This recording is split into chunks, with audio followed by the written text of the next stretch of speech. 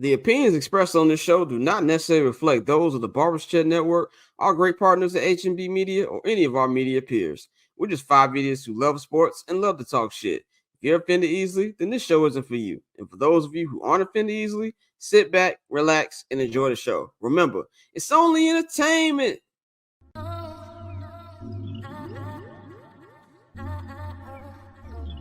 So cool. Triple double hat trick, I know the code too.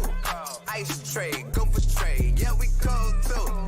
Getting paper on these player haters, old news. Money on the other line, so I'm not gonna hold you. Money on the other line, so I'm not gonna hold you. Money on the other line, so I'm not gonna hold you. Money on the other line, so I'm not gonna hold you. Money on the other line, so I'm not gonna hold. My agent just said we made 100 flat. Make it back and make it stack, this like no Steven Jack. Put my rings up in the camera like I needed that. Up in the air and at the rim is where I meet them at.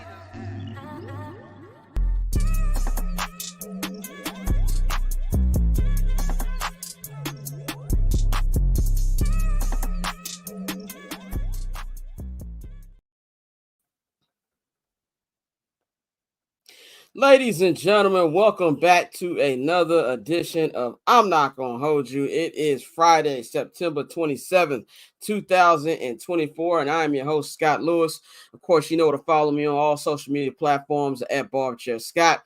You can follow the Barbers Chat Network on all social media platforms at Barbers Chat Net. Follow our partners, H&B Media at H&B Media TV on Twitter and at H&B Media on Instagram. Subscribe to our Patreon, man, patreon.com/Barbers Chat Network, man. If you're watching this on YouTube or somewhere we can hold your phone up against the screen, scan it right there, man. This QR code we got on the screen will take you right to the Patreon link.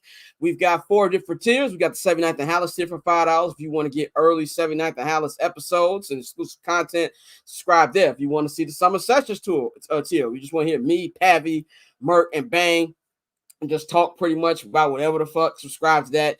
We got the I'm Not Gonna Hold You tier, where you get everything from this show, as well you get the individual local hour instead of jumping all up with the show. And of course, you get all the exclusive clips. Or you subscribe to the $10 Barbershare All Access fee tier, which has everything included.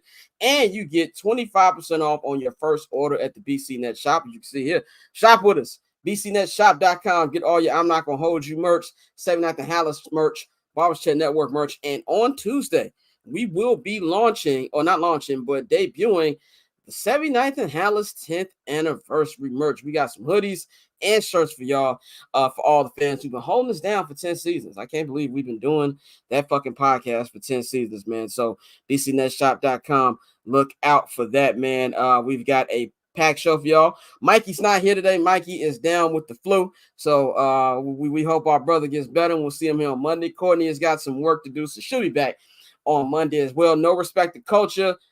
Laro's got some personal business to take care of, so he'll be back next week. But the homie Tosin from the Shirtless Plantain Show will join us in hour 2 for a full preview of week 4 in the NFL, man. But we have got a lot to talk about on this local hour. We're going to bring in Bang and Dante. How y'all brothers feeling here today?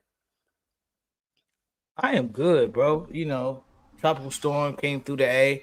People bought up all the water. We're being real extra, but it was solid. You know, it's a good day out here.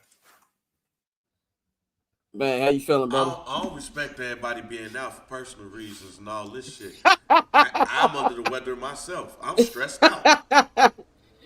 Bang said, I need PTO. I need PTO too. You see, I'm here. Hey, man. If you submitted the PTO, I'd have cleared it, brother. I'd have cleared it. And we're here. We all here today for a new episode, man. I'm feeling good. It's Friday. We are a couple days away from the best month of the year, which is October. And not just because it's my birthday. It's because it's the only month of the year where you get all of the sports in one. You got NFL football. You got college football. You got the NBA coming back. You got NHL coming back. And you got the MLB playoffs, which start on Tuesday. And tune in Monday because we're going to have a full hour of baseball talk. We're going to be previewing the entire MLB playoffs. And we're also going to talk about them sorry-ass White Sox who I know are going to break the record over the weekend.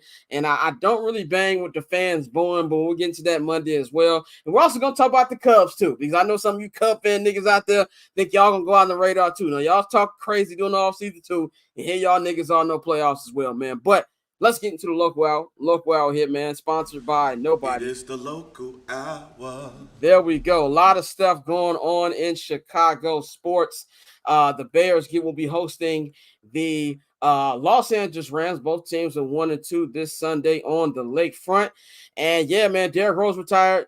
Teresa Weatherspoon got fired. We got a lot to talk about in this hour, but let's start it off with the beloved, with the Chicago Bears.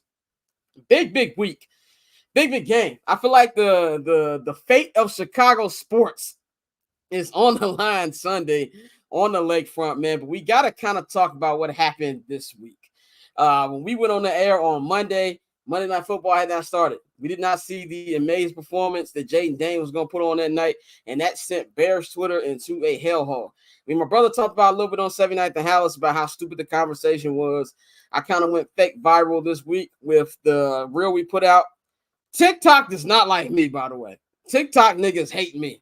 Like, if you look at my comments, it's ridiculous, but keep watching it because I've been getting more and more TikTok views. I think I did like damn near 10,000 this week off those two TikToks. So keep supporting me. Keep calling me a fucking idiot because it's helping me out. But if you look at all the things, all the people that people criticize about with Caleb Williams, going on saying the Bears made another mistake of who they drafted the quarterback that, they should have got Jayden Daniels and, he's not a leader. He's not that. It's something that Mikey said on the show last week that I think that all Bears fans need to brace. And that's the fact that Caleb Williams is the villain. It just is what it is. Nobody likes this nigga. And this went back to last year with the pain of the nails, crying to his mom. We even talked about that on the show. Mental health matters. And I feel like as Bears fans, we just got to accept that shit, that you got a quarterback that a lot of people just don't like for no fucking reason. And you just got to understand it and kind of just stand beside him, I guess is the way to say it. And just when this turns around, be ruthless with it because I personally will. I think this whole conversation this week, I really feel, I understand where Bears fans are coming from. We all thought that they would come off to a better start than they got right now. I don't think the 1-2 record is that much of a shocker. I think it's the way that the offense has been playing, the way that the team has been playing is why everybody is very, very close to losing it if they lose this game this week. So I get that. I just don't get the going off the deep end and saying that we should have did this, we should have did that as far as who they should have drafted because it's 3 games. And if you actually watch these games, I know a lot of people don't, Jayden Daniels wasn't nothing special in the first 2 games. Jayden Daniels had a great game on Monday, no doubt. And I'm not taking nothing from him, but I also feel that Bengals defensive line and Bengals defense is trash. There's a reason they're 0-3. So he was able to have more of a cleaner pocket than he usually had. That offensive line isn't that much better than the Bears' offensive line. A lot of people going off saying, we should have hired Cliff Kingsbury. I remember when Cliff Kingsbury was in the building and Halas Hall this past winter, and a lot of fans were like, we don't want him. Keep him away. See what he did in Arizona. We heard that many, many times. So it's like, let's not have buyer's remorse 3 weeks in. And that's not saying that Cliff Kingsbury won't end up better than Shane Waldron. That's not saying that Jayden Daniels won't eventually be better than Caleb Williams. I don't know. It's 3 games into it. It's way too early for all that. And here's the thing that's kind of like the cherry on top, just shows you how Bears fans are, is let's just say the Bears would have drafted Jayden Daniels and let Caleb go on to Washington. And Caleb would have had that game that Jayden had on Monday against Cincinnati. What are the talk on Bears Twitter would have been? The Bears passed up another generation of talent, like when they drafted Mr. Trubisky over Patrick Mahomes.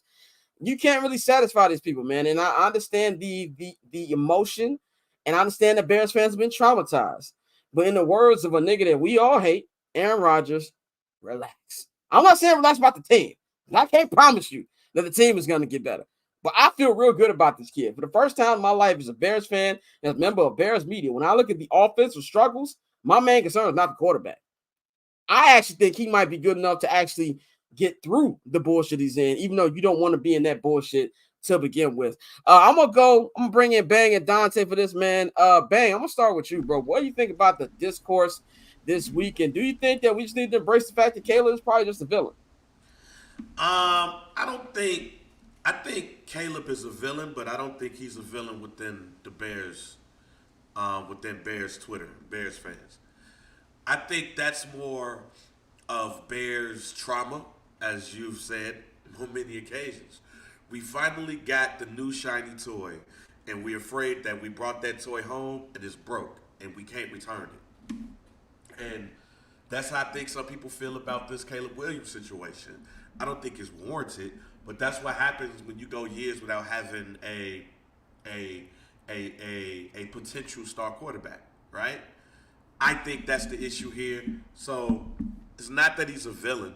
He might be a villain outside, but he's not a villain within the organ, or like within Bears fans. I think they're just more like, man, we finally got something, and man, I pray that it's Huff. It's almost like you finally bagging the girl, and you just hope that everything that night is gonna be like how you want it to, and you scared you're gonna finally get that shot, and that shot gonna be Huff. That's how the fans feel right now. And what I mean by villain is not Bears fan. I don't think he's a villain of Bears fan. I mean like to the national media and national fans in general. Okay. Now, to answer that part of it, anytime you're the number one pick, you're going to be a villain in some sort of way. And it don't help that the Bears organization is what it is. They're going to pick at you. They're going to nitpick. They're going to do all of those things. Nick Saban, when he was talking to Flus, pretty much like, yo, all of these expectations. So I think he's dealing with a whole bunch of expectations. Plus, he was the USC kid who transferred from Oklahoma. He's a Heisman Trophy candidate. He's did everything. So, of course, everybody is going to nitpick. So, he's a number one pick. All of this comes with the territory. They did it with every number one pick that I can remember in my lifetime. They tore them down. And the ones that came back up, they praise them. There's a reason why there's Omaha Productions. And that's because when Peyton Manning was look at Peyton Manning. Matter of fact, just think about it like this. Peyton Manning could have came out the year before. The Jets would have drafted him. He knew it. I'm staying at Tennessee one more year. He goes to the Colts. He huffs it up the first year. And people are like, oh, is he really who they say he is? And they loved him ever since. So I ain't worried. Dante, what's your take on this week's discourse?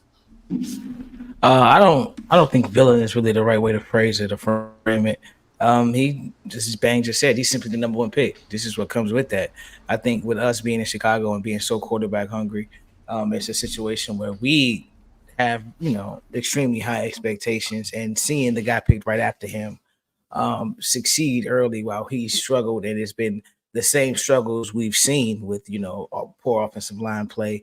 We feel like the routes don't make sense in the offense, and all of those things happening. So now it's just like, oh fuck, here we go again. But no, I don't think villain is the way to portray it. I think a lot of people usually root against the number one pick. Like is always going to say, well, we expect you to come out and just light shit up, and because we've had it happen more frequently in now as opposed to the past, those expectations have risen even more. So with a guy like Caleb, who's a Heisman Trophy winner, who's had all the expectations since he was in high school, of course, people are seeing him, have mixed results in the early stages, and they're like, oh, see, here we go. And so I don't think he's a villain, but it's just those are the expectations of a number one pick in today's game. It's like, we set this team up for you. We obviously, as Bear fans, we go more in depth, and there really are certain things they didn't address that they should have addressed. But we set this team up for you to the point where the national media was saying no rookie quarterback has ever come into a better situation. So now, based off what the precedent they set, they're sitting there saying, well, what the fuck is going on? Now, Keenan Allen's been hurt and other things, but at the end of the day, they expect Caleb and his supreme talent to overcome all of that. So I don't think he's a villain, but I think, you're just really seeing what happens with a number one pick. And, we've never had that in this city. Like we drafted Rex Grossman, K. McNown, guys like that, and, later in the first round, but we've never had that scrutiny of a number one guy. Even with Justin, he was the 11th pick, and we traded up for that. Yeah. But we never had a guy that was, expected to come in day one and be a guy. So even with Justin, they expected him to, have some growing pains and things that he has developed. So that's all you're just seeing is people saying, okay, you were advertised as a complete package. What's going on?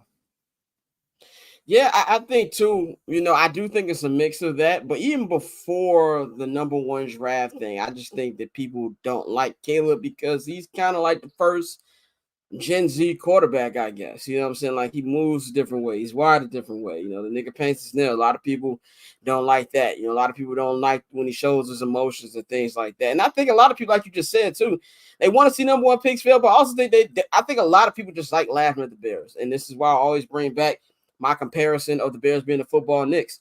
A lot of people just love like laughing at the Knicks to the point where logic goes out the window when it comes to Knicks because it's like, fuck the Knicks. They're the Knicks. They should always lose. I think it's the same way with the Bears. I think people just outside of Bears fans and outside of reason, people just want the Bears to continue to lose. And I think for the average fan, it would be nothing funnier than the Bears to get the number one draft pick and the guy who's been hailed as the guy since fucking high school to fall flat on his face. So I think that's part of it as well. But I do think that if and when this does turn around, I think there'll be a little bit of change. For right now, and this is just me too, not just the fans. We just got to stop reacting to shit because I found myself reacting to a lot this week. I cussed a lot of money. I actually challenged a nigga to a fight on Instagram. I'm on Twitter this week. So that just tells you that I need to stay off that damn app. I told nigga I'll beat his ass. I forgot what the fuck. Do we have to have another conversation?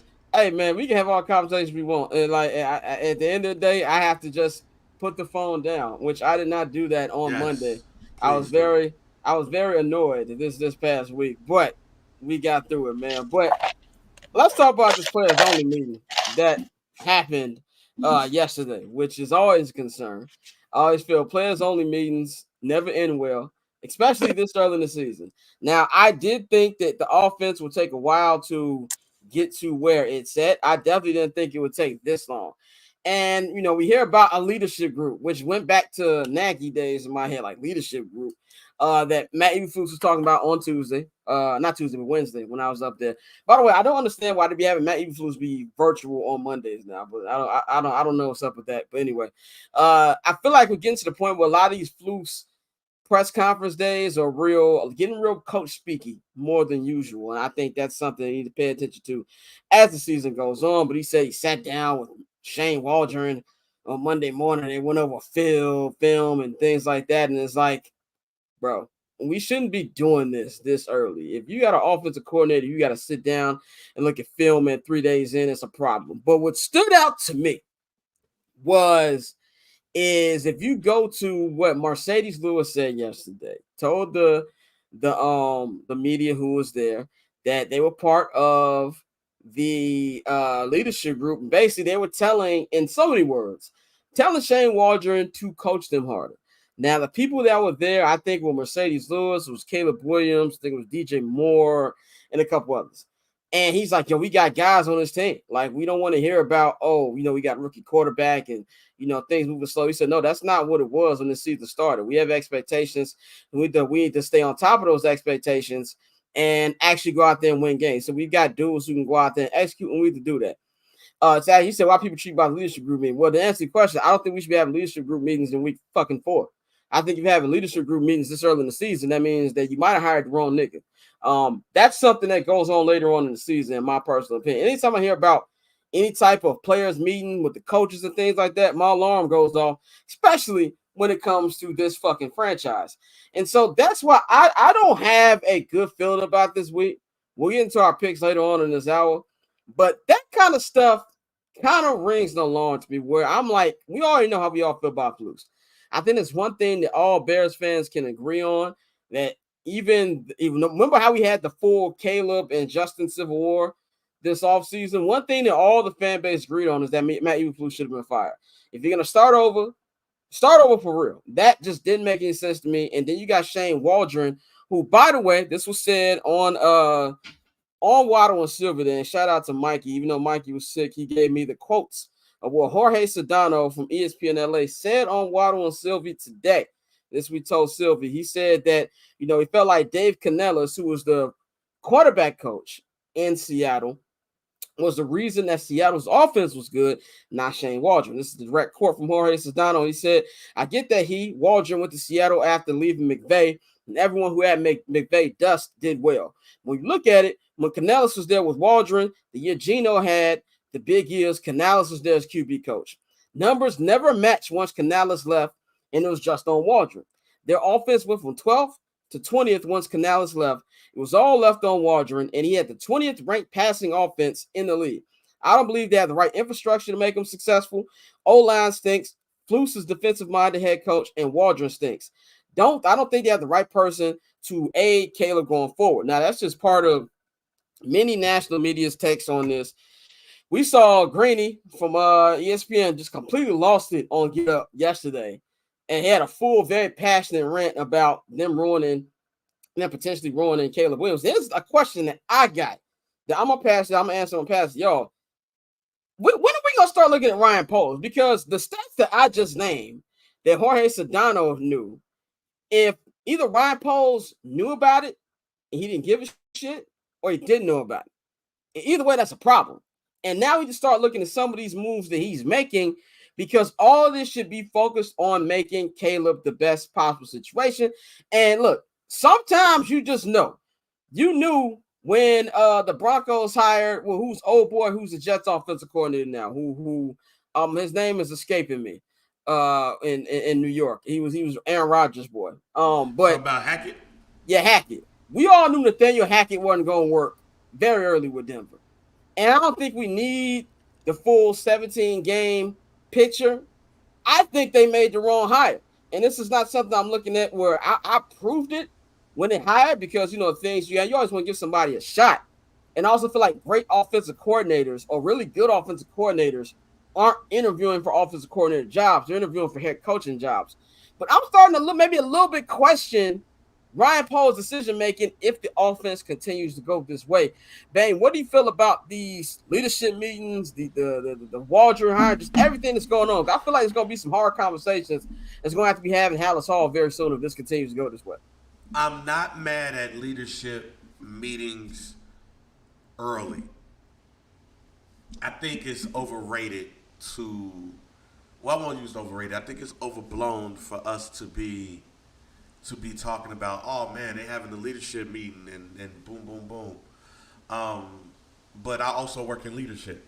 So I tell my team to reach out to me whenever anything is going on. So a leadership meeting could happen when things are going good and you want to keep it going. A leadership meeting could happen, even though this is going on, the leadership thing could happen at any time and at any moment, and you rather them happen now actually than you do later, because it's easier for you to clean up some of the issues now than later in the season. If you're going to do it, you do it now. With the Waldron thing, hey, look, man, sometimes niggas interview very well. Like, at the end of the day, you can... Oh, that's a good point. Like, sometimes you just interview very well, and you have all of the great ideas, and all you just need is another opportunity, and you get there, and then you start to see that the interview may have been flawed. I wanted, and y'all heard me on this show, I wanted, when they said they was interviewing Cliff Kingsbury, I was like, oh, shit. And when they said they was interviewing Clint Kubiak, I was like, oh, okay, I like it, because I know what style of plays come from. I know who his daddy is. Like, I wish his daddy was the coach of the Bears at one point. So we'll see what will happen this Rams game. I think this Rams game is going to be more Eberflus versus McVay anyway. And I still have my thoughts around the LA Rams. And that scares the shit out of me. Yeah, that scares the shit out of me, yeah. And I also have my thoughts around the LA Rams coming to Chicago on the 12 o'clock game. That matters. But I will say this. With all that I just said, when a player comes out and say the things that Mercedes Lewis said that went on in the meeting, that's what gives me concern. It's not that they had the meeting. It's what was discussed. And I believe that in any leadership meeting, what y'all talk about needs to stay in house. The fact that Mercedes Lewis, the OG, not only in the team, but of the league, comes out and says that we need to be coached harder, we need to be this, that's when it becomes an issue. Not that you had a meeting, but what came out of the meeting, and that y'all are speaking about what happened in the meeting.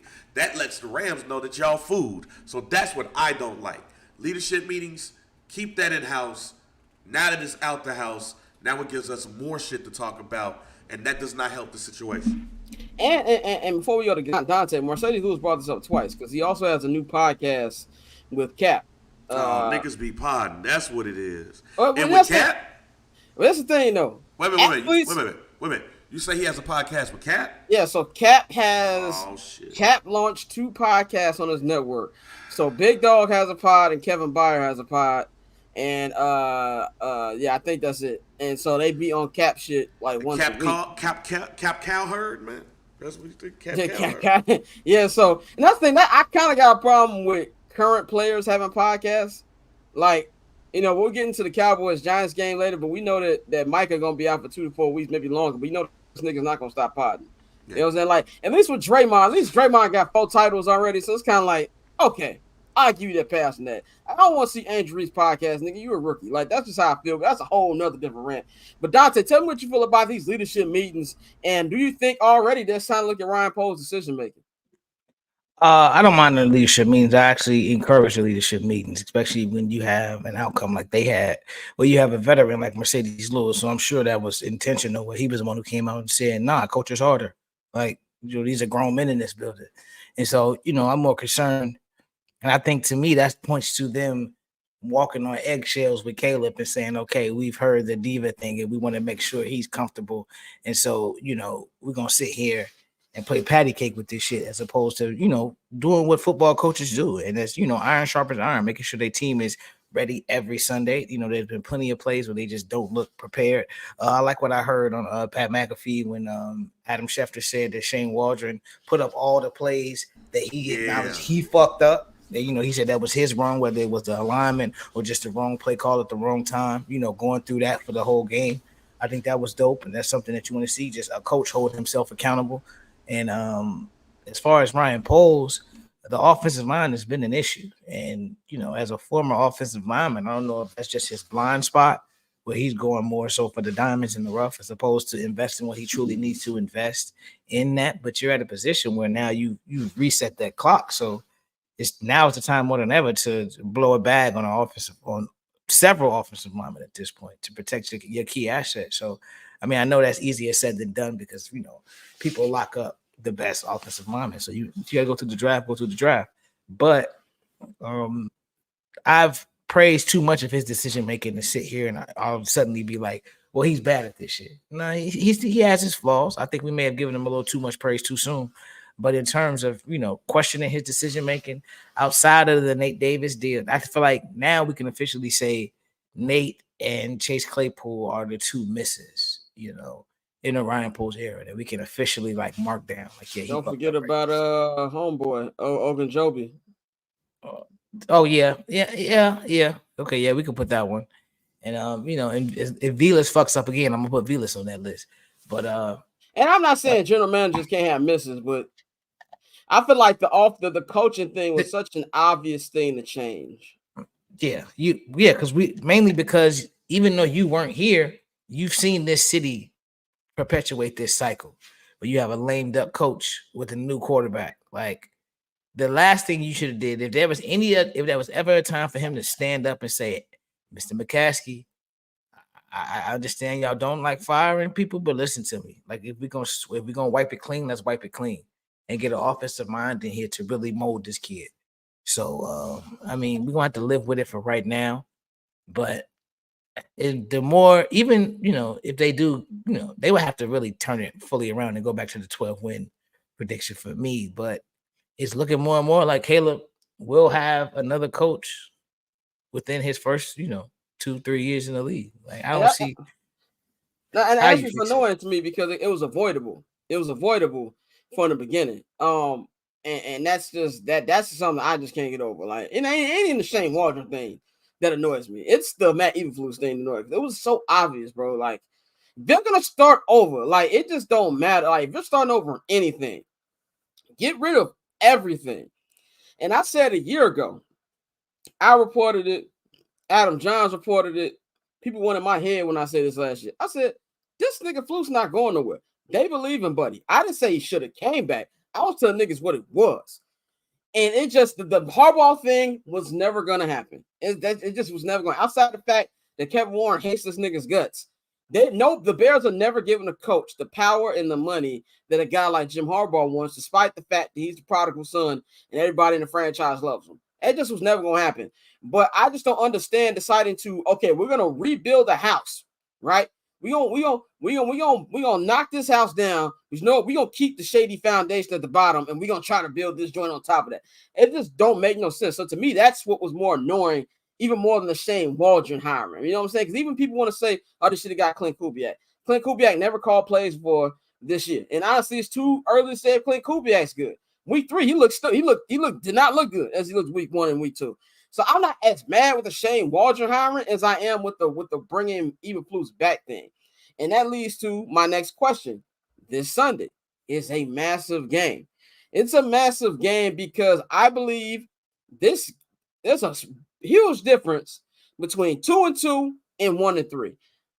2-2, you feel good. Okay, we got the first quarter, 500. We still got 3 winnable games in a row coming up after this. Panthers, the Jaguars, and the Commanders. You know what I'm saying? And honestly, maybe even 4. I don't think Arizona's great. You know what I'm saying? You're in a good position. But if you're 1-3, this is going to be an extremely long 13 weeks. Now you're going to have to make some very, very hard decisions in Halas Hall because you got to switch some stuff up. Bears don't fire coaches midseason. And honestly, to be real, I don't think firing midseason will help anyway because you're going to replace Flus with. You know, you're not going to replace with Shane Waldron because there's already questions about Waldron. If you replace him with Eric Washington is already a defensive-minded coach. And then you got to find your new defensive coordinator. So, like, to me, there's just too many different holes to fill up if they did that. I could see things like Chris Morgan getting fired, offensive line coach, run game coordinator. I could see maybe Shane Waldron getting his duties taken. I can see stuff like that, but I don't see them getting fired. But I've already taken away my 10-win prediction because they'd have to win 9 of the next 14. And unless this offense just wakes up and becomes really, really good, I just don't see that because we're struggling through the easy part of the schedule. Once, we get around Thanksgiving and you got to play the Packers, I think it's November 17th or something like that, November 13th, that's when it gets hard. And that's the problem I have more. And me too is just looking like, can Caleb Williams and Roma Dunze get through this crap without picking up too many bad tendencies? That's kind of where I fixed it. But they can go out there and win on Sunday. And I'm not talking about a win where the defense holds it down and the offense only scored 14 points. Because I still feel a little bad about that. If I get a win with the offense showing some signs of life, then I feel good. If not, it's going to be a very, very long 13 weeks. And also say, like I tweeted last night, that the fate of Chicago sports on the line. I was joking, but I was also dead serious. We know the mess that's going on with Chicago Scout. We'll talk about that in about 15 minutes. The White Sox getting ready to set the worst record of all time. Cubs missed the playoffs again. The Bulls going to be terrible again, and the Blackhawks another rebuild year. If this Bears season goes down the toilet, what do Chicago sports fans have? And that's what I'm worried about. And I do not feel good about this game. Bang, how much do you think is on the line this upcoming Sunday? That's a loaded ass question. Damn it. This is a must game. Let me first say this is a must win game. Because this is a tiebreaker game too. This is a game where you lose to the Rams later on in the season. This has tiebreaker ramifications to it. So yes, this is a must win game. If they lose this game, I told we had this conversation in the group chat where we was talking about DEFCON, right? What DEFCON is this? And I think that the Bears currently right now sit at DEFCON 2 because now you're having leadership meetings and the leadership meeting information is coming out. You have Shane Waldron saying, you know what, this is why I fucked up, man, my bad. You have all of those things, right? They lose to the Rams. We're at DEFCON 3. But then you can make up some of that with some of the games that they got coming up, especially the Panthers game. I'm more worried about the Bears losing to the Commanders. Because if they lose to the Commanders and Caleb shits the bed, oh my God, it's going to be a nuclear holocaust in Chicago sports. I think that this past week gonna look like play. Yes. I think that week that we play them, we lose that, that's when it's like, oh shit. we literally got to go find a bomb shelter. Here's why I'm tempering my thoughts though, because I know people are trying to use some of the stuff to kill Caleb, but I'm listening to the people that I know that know quarterbacks, and they saying that the coaching is the issue, and the fact of the matter is that man Caleb Williams is shining with bad coaching. It makes me think of the Indianapolis Colts. Jim Mora, all of that, playoffs, all of that stuff, he goes away. Tony Dungy comes in, he takes over, and we see where we got to. So even if there is a coaching change, I might have given Ryan Post a little bit of grace here, because they gave him a choice of 3 people to be the head coach. Let's see, or we might want to see what happens when he goes out and he says, I'm about to look for my guy. And you know what? That may be a blessing in disguise. Yeah, I think my only concern about that is Caleb having to start over again, but you're right about that. Jim Moore does look like Bill Walsh compared to Bush. 100%. Dante, what you think about what's on the line this Sunday? Am I putting too much on it, or you with me? I think you put too much on it just off the strength that people panic all the time about nothing. So, I mean, I know 1-3 is not something we ideally want to have going forward with everybody with our high win total predictions. But at the end of the day, it's the NFL. Teams get hot. Anything really can happen. I know we're used to expecting the worst. But, I mean, I wouldn't panic too much, depending on how the game looks. Now, if he goes out there and looks like shit, then it's like, all right, bro, what is this coaching staff doing? Because one thing we do know is we saw the quote, Kevin O'Connell said it about, young quarterbacks don't ruin coaches ruin young quarterbacks or something like that. Yeah, Kevin O'Connell said organizations ruin young quarterbacks more than young quarterbacks ruin organizations. Exactly. And like, if any franchise knows that it's us, and although we've said, we haven't ever truly invested heavily in the position, we've still done a poor job of developing talent at the quarterback position. So I don't expect Caleb to look bad, because that Rams defense ain't that good. So I think it's one of those things where I wouldn't panic, but I already know that the national media and our fan base is gonna panic. Like, you can book it right now. It's gonna happen. I just want to clarify, I'm not worried about Caleb. I'm worried about how the overall offense looks and how the team looks. For the first time ever, I have no worries about the quarterback. I think he's good enough to actually shine through the crap coaching. I'm worried about the offense looking as bad as it's look. That's where I'm kind of, and honestly, with the fan base the way it is, 1-3, I won't be on Twitter Monday and Tuesday. Let's just say that if they lose on Sunday, man. I'm going to quickly go over some, kind of like the personnel a little bit. So Keenan Allen will be back this week. Thank God. Keenan Allen will be back. He said he feels much better than he did before the Titans game. He said that the heel injury was something he tweaked during the Bengals practice. Would make sense because there was a lot of fucking rain out there during that practice, during the camp. And that he feels much better. He'll be playing. There was some scares about Darnell Wright. There was some scares about Darrell Taylor. But all of them will be playing. The offensive line will be playing. Matt Pryor will once again starting. No Dave Davis playing again. And the concerns this week will be Andrew Billings and Kevin Byard. But Josh Schrock spoke to Andrew Billings, and Billings said he plans on playing this Sunday. He doesn't think he's going to be on a snap count. So that's great to hear. I think there's a legitimate chance that Kevin Byard doesn't play. But honestly, I think they can get away with Kevin Byard not playing for about a game. I think if he does have to miss, they'll be fine. If they miss Billings, that'd be a problem. But for me, man, I think the thing we're hearing is, Roschon Johnson. You're going to get a lot more Roschon Johnson this week. And that just goes back to the terrible play calling last week. Like, Roschon Johnson obviously didn't have a lot of rushing yards, but he was most successful out the 3. And why they didn't put him on the goal line? And then, Shane Waldron saying Khalil Herbert's our goal line back. It didn't make any sense to me. But I think you're going to see a lot more Roschon, and I think you're going to see more of a quote-unquote balanced attack, even though they did run the football 28 times last week. I think more Roschon will be better. But, I feel that having Keenan Allen out there will help Caleb a lot more. I just want to see less and less DeAndre Carter. You know what I'm saying? And I think that they have to get stuff going this week, but I think Kenny will help a lot with that. Bane, what do you think about Keenan Allen coming back and, will Roshan Johnson get more carries? It makes me feel a lot comfortable that the best safety blanket that you have on the team is going to be back, the OG, the vet.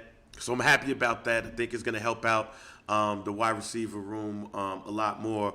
It's going to help the running backs out too, because now you got to, again, worry about 4 people. And I mean, what I mean by that, I mean you have to worry about Allen, you have to worry about DJ Moore, you have to worry about Rome Odunze, you got to worry about Cole Kmet. Cole Kmet got a lot of opportunities to touch the ball this past weekend, and Rome too. So now you can split that up as well. So I am cool with all of that. And then with Roshan, I think it is time for him to get a lot more of the lion's share of the carries. Nothing against DeAndre Swift, but you just paid a lot of money for a change of pace back. You need Ro to bruise the people and then change that pace up. You get down to the red zone. Yeah, you use Khalil Herbert and Roshan. So we'll see what happens, but I'm excited to have him on the team. I'm having back. Dante, what you think having Keenan Allen back and more Roshan to do for the offense? I'm excited for that because I really think Caleb is comfortable with Keenan, and I think also just at the end of the day, having a talent like Keenan Allen on the field changes what the opposing defense has to do, as opposed to Buddy, number 11, who was his replacement. No disrespect to him, because I think he's a really good return man. But having him running the routes that Keenan was running, I don't think that was a recipe for success. And we saw a mixed bag with that. So I'm interested to see how the offense looks with Keenan and that extra threat out there. As far as Roshan, I was a big Roshan fan, but at the same time, it's like, when the coaches aren't playing you, they see you more than everybody else. And like, although we question Waldron's packages, player packages, and decision making, maybe there's a reason he hasn't been playing. So hopefully he'll show us something this week, because we talked about the talent, and obviously people always hype shit during the draft, but everybody was saying, Bijan's backup is just as nice, and he's going to be a good pro as well. So that would be interesting, something to see, because that would be another low cost back. And we gave DeAndre Swift a lot of fucking money, but if he can be successful, I'm all for whatever makes the offense move the best. So if that means putting Roshan in there, and we move forward, that's what it is. So I think that'll be good. But I think Keenan especially will be good for Caleb, because like we said, they didn't build this offense. They didn't draft Caleb to run the ball. They just didn't. So I'd rather have as many weapons out there as possible and have his 3 best receivers. Even though Rome is questionable, right? Rome is questionable. He's going to play, though. He practiced in full today. He's going to play. He practiced in full. Well, yeah, so having all of his weapons available to them, I think I really want to see how Waldron can scheme that up. Yeah, I'll say this about DeAndre Swift before we go to our game picks, man. I think that, some of the problems can be attributed to the offensive line, but I think a lot of that shit is his fault. Like, he be running right into the offensive lineman. And there's been a lot of screen passes that the niggas dropped. I'd count about 4 or 5 of them if you look at the first 3 games. So he has to be a lot better. But I think obviously the Bears don't have the offensive line the Detroit Lions have. So I'm not trying to make this direct correlation. But I think they should use Roshan and DeAndre Swift the way that the Lions use Jahmyr Gibbs and the way they use Demo. I think that'll help a lot more. You know what I'm saying? Exactly. That's the way it should be used to get the offense better, and use Khalil Herbert more too. Like, you got 3 good backs. Just be smarter about it and pick the way you want to use them. Like, to sit up here and say, "Oh, we got a designated red zone running back" is stupid. Like, it just don't make no sense. Whoever you think is better at the line, so and a lot of running backs, I forgot what coach that said this, but you just can't throw them out there for random play and think this is going to be good. They need to be in the flow of the offense.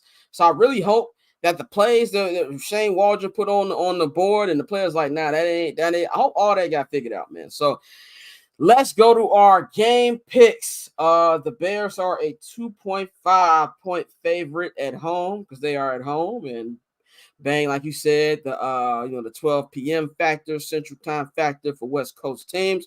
And also the Rams are also a 1-2 team. So they are the favorite in this game. I'm not going to lie, folks. I don't feel good. I've had a bad feeling about this game all week. Now I want to be very clear. My feelings don't mean nothing because I've had good feelings before and them niggas lose. So I don't think my feeling has anything to use. I mean to do with it. I think that my feeling is just my feeling. But I think that this week I just can't in good faith pick the Bears with the way the offense looks, the way it's been looking. I have to see it before I pick it. And I think that this Rams team, they're not going to be a show. Like, I don't think they're going to go crazy. First of all, they ain't going crazy offensively on any team. And we just know this Bears defense is a really, really good unit. I don't care how good the second era of Matthew Stafford is. When he plays the Bears, he's still Matthew Stafford. He's going to throw us one. He might throw us two. So I think there's going to be plays be made, but I just feel the Rams will make one more play than they will.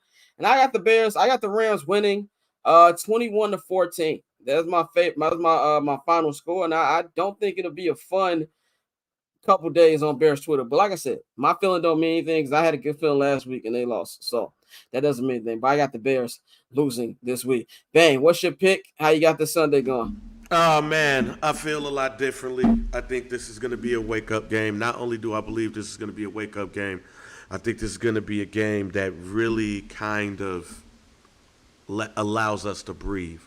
Because it's a big win, because it's a tiebreaker win, and it's a win against Sean McVay. So I have the Bears winning 21-17, and this starts a little bit of a mini streak for us. Dante, shoot, what you got? I got, man, I picked them every week. Obviously, it's foolish of me, but I'm gonna go 17-14. Like, I hate to say it, but I think it looks better. But Bears or Rams? Bears. I think it looks better, but I don't think the Bears put that many points on the board. I just don't. I'm going back to how we've been for years. They got to show me. Until they show me, then I just don't believe it. So I'm gonna go 17-14 Bears. There we have it, man. That concludes our Bears coverage. But for the first time in weeks, we've got more local hour content that don't involve the Bears, man. Let's talk about the legend himself, Mr. Derrick Rose. Derrick Rose announced his retirement on Instagram 2 days ago. I kind of knew this was going to happen when he put up a video on his Instagram. And the reason I say that, Pooh don't really use social media like that. So, matter of fact, I didn't know he had an Instagram. Like, when he posted that, I was like, oh, shit, Derrick Rose got an IG? I went to follow him. I didn't think he had an IG. So that was news to me. And putting all that together, I kind of knew that he was retiring. He announced his retirement yesterday, 16 years. We talked about this a little bit on Summer Sessions yesterday. It ended up being a very, very hilarious conversation. So you check that out right now on Patreon. Summer Sessions, episode 189. What we call the episode? Niggas who been in classroom all day, some shit like that. Niggas who be one day in class, one classroom all day type niggas. Yeah, yeah. Check that out right there. But Derrick Rose, man, this is I get weird, not weird, but kind of like surreal for me for a couple reasons. One, Derrick Rose is he's in my top 5 favorite players. He's probably like 4. I talked about this on Summer Sessions.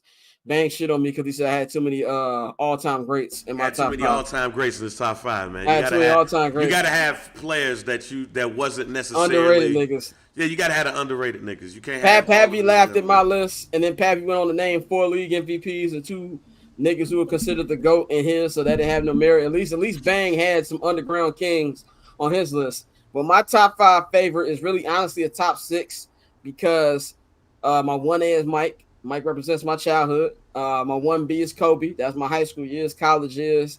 And then number 3 will be Steph Curry. Number 4, Derrick Rose. And then number 5 is my man who just got announced he's getting his jersey retired, Mr. Vince Carter. I was a huge Vince Carter fan. So, but also Derrick is my age. I first time I met Derrick was when we were both in high school together. He was a Simeon. The big Simeon big 3 was Derrick Rose, Tim Flowers, Kevin Johnson. I went to grammar school with Kevin Johnson. He lived on the same block as me. The first time I met Derrick was like our freshman year. He was a Simeon, I was a Curie. I didn't know obviously what he would become. That was the first time I met him, and just seeing his whole run. I was at the UIC Pavilion our senior year when they played Oak Hill. I remember Dickie V calling the game, and everybody just oh, we finna be on ESPN, nigga. It was a fun time to be a high school student to see all of that, to see him become. Was that the last? Let me interrupt. Just asking this question. Yeah. Was that the last great high school basketball time? I think so. I've even though I'm old, I pay attention to all sports.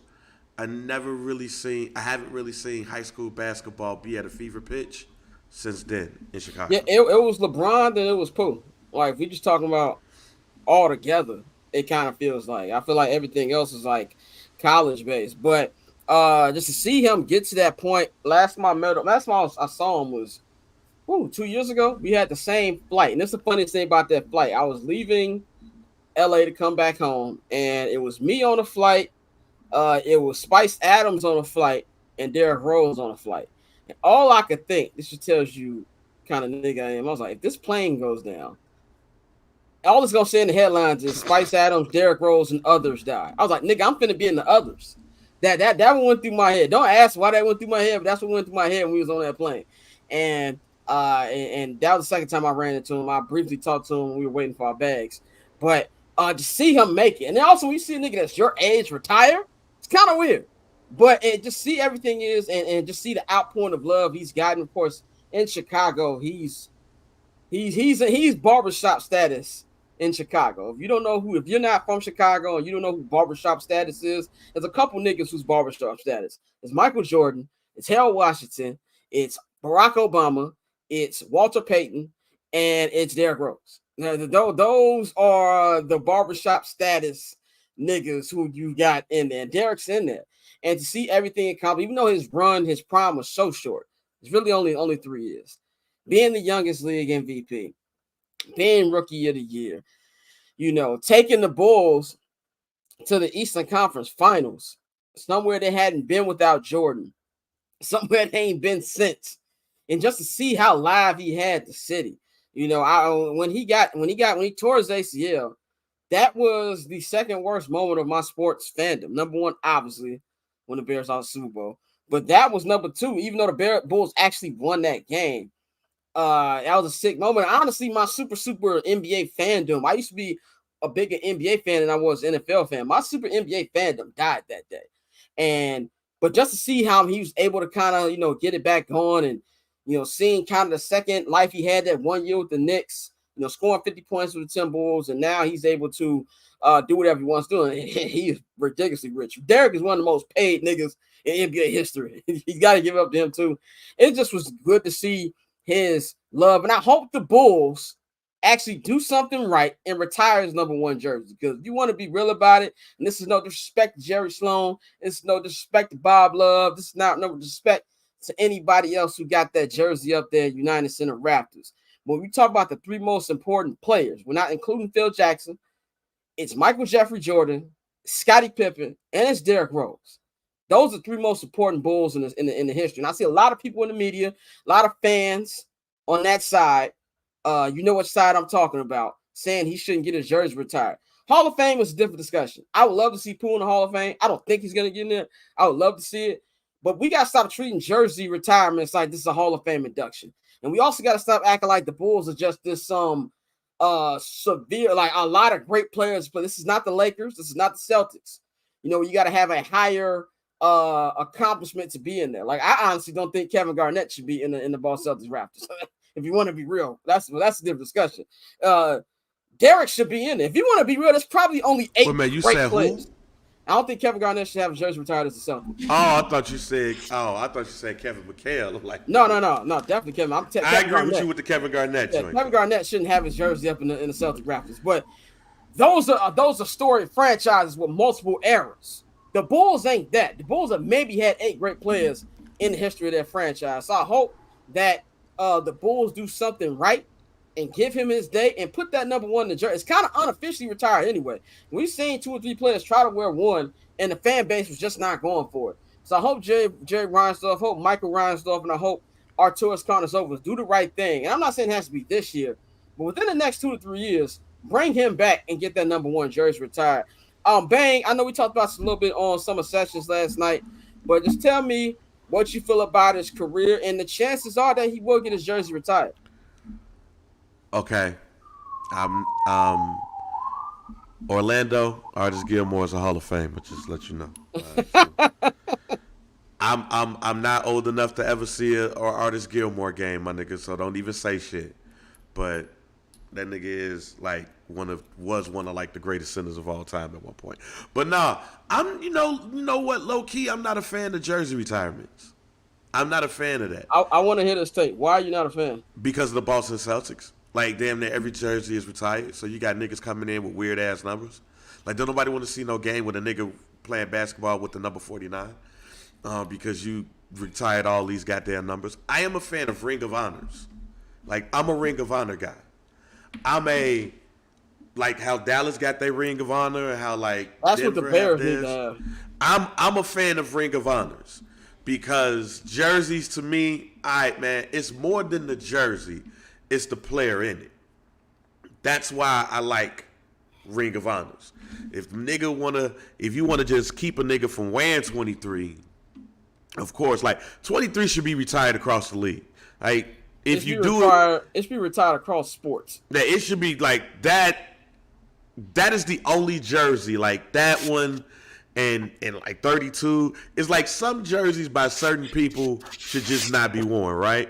But after that, though, I'm a Ring of Honor guy. I believe that should be it. Plus, there should be like a Hall of Fame wing in your stadium that has all of that memorabilia and all of that stuff. So that's why I am not a fan of jersey retirements. I'm a fan of Ring of Honors. And I also believe you could do that a lot quicker, too. So while if you retire this jersey, I wouldn't be tripping because, yeah, let's retire that man's jersey since y'all do retire jerseys. But Derrick Rose definitely is a member of the Bulls Ring of Honor.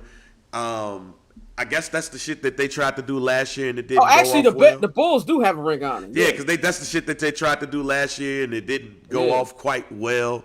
But yeah, it go off well. Nobody showed up. Right, but Derrick Rose gonna show up. He gonna show up for the crib, and that's how you honor that man. Bulls Ring of Honor. But if you retire his jersey, I'm cool too. I'm cool with that too. Dante, you are a South Sider like me. What I've learned over the last 24 hours is a lot of West Side niggas don't have memories of Derrick Rose. I don't have a Derrick Rose. Yeah, I don't have a Derrick Rose personal memory. Yeah, that's what I didn't know. That just tells you if you're not from Chicago, the differences between the sides. Tell me, your memories of Derrick Rose, and do you think his jersey should be retired? Well, it's crazy because I went to high school. I went to Thornwood, which is in the South Burbs, probably 10, 15 minutes outside of the city. But when you go in further games, but we went to UIC because Thornwood, we had a game to go downstate, and after we played, we won. And we was walking out, and the Simeon game was starting. G, and this nigga caught a oop. So crazy. Like we stopped and watched like the first half from the catwalk because all of the seats was full. That was one. I saw him in Chicago State. So this was somebody that we would, and our team was good because I think Thornwood went downstate like either 2 out of my 4 years or 3 out of my 4 years.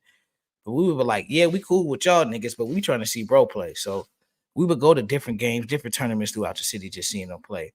And then, so that's really where the connection came from. And then the fact he was drafted by the Bulls, because Memphis is right down the road. We saw the Final Four run. We knew everything he would do. We watched him with Mean Streets. Yes, Eddie Curry went there. Cliff Floyd went there. We got a few guys that went to the league, but going to these different games, G, and then seeing him come back to the city and do what he did with the Bulls, bro, it was next level. It was something that we all wanted, and we all have really been down on the Bulls, since Mike had left. We had, salute the captain, shout out to Kirk Heinrich, Ben Gordon. We had a couple guys that we rock with, but overall that team, those teams weren't doing much. So when he came in and added that spark and started to carry that team, and then even with the, why can't I win the MVP? And then going out and actually doing it, it was special. It was a special time to be in Chicago. It gave you a lot of pride in where you were from. And it was just tough because all of the rehabs, he didn't he never. Everybody talks about his prime was short. To me, he never had one because he was really still ascending when he got hurt, and all of those surgeries and rehabs, he wasn't able to add to his game. But like, had he been able to do that, the sky was the limit. And you talking about a guy who we saw him. I forgot which podcast he was on, but he talked about how he was modeling himself after Kobe, where he was like, "Yeah, I'm not partying, I'm not going out. I'm going to the gym. I'm going to work." So imagine if instead of those rehabs, he's able to maximize his work ethic and continue to pour into himself what he would have been able to do. So for him to still last 16 years, I think it goes without saying he's our Grant Hill, he's our Penny Hardaway, but being from Chicago is always going to be a different feel to it. So it was even though he hasn't been a truly impactful player for a minute, when the announcement hit, I was like, damn, G, like it's really over. It was one of those people that you always gonna root for him, and I think saying he a legend in the city really don't do it justice, like G, especially the South Side. Like everybody love D Rose. Only people that don't love D Rose is transplants and the racist white folks. That's it. People. And Joe Cowley. Yeah, Joe White Cowley. folks. There definitely Yeah. needs to be a statue of Derrick Rose in Inglewood. Oh, 100%. And he's 100% getting his jersey retired. Let's cut the shit. He's 100%. Okay. Like he's getting his jersey retired. That goes without question. And he will make the Hall of Fame. There's never been an MVP to not make the Hall of Fame. He's gonna make the Hall of Fame. I hope so. I would love nothing more for GD to be in the Hall of Fame. That would be amazing for the It's South. gotta be Hey, GD G, in the before Hall we of Fame. before we switch, you shout out to his books, y'all. The funniest explanation ever. That picture when he was throwing up the forks, Big and Rat. bro was Big like, Rat. we was in Memphis, so I was throwing up the M's to let them know I was happy to be there. Gee, I was fucking crying. Like you tried it, bro. I Nigga, feel that like is GD, dog. funny as hell. That is G. We would love to see. That probably is a GD in the Hall of Fame. We gotta do our Oh, research. it's definitely But a I GD was in the talking Hall about, of like, Fame. Mo Cheeks one of the most.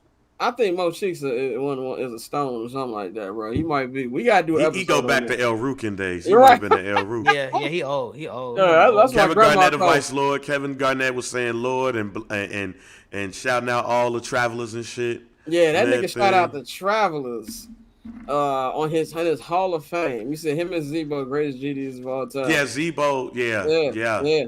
Nigga, that Zebo MTV Cribs episode, legendary. When he had the picture of Larry Hoover. Yes, that it got the 6-point star on the pool table and on the floor, nigga.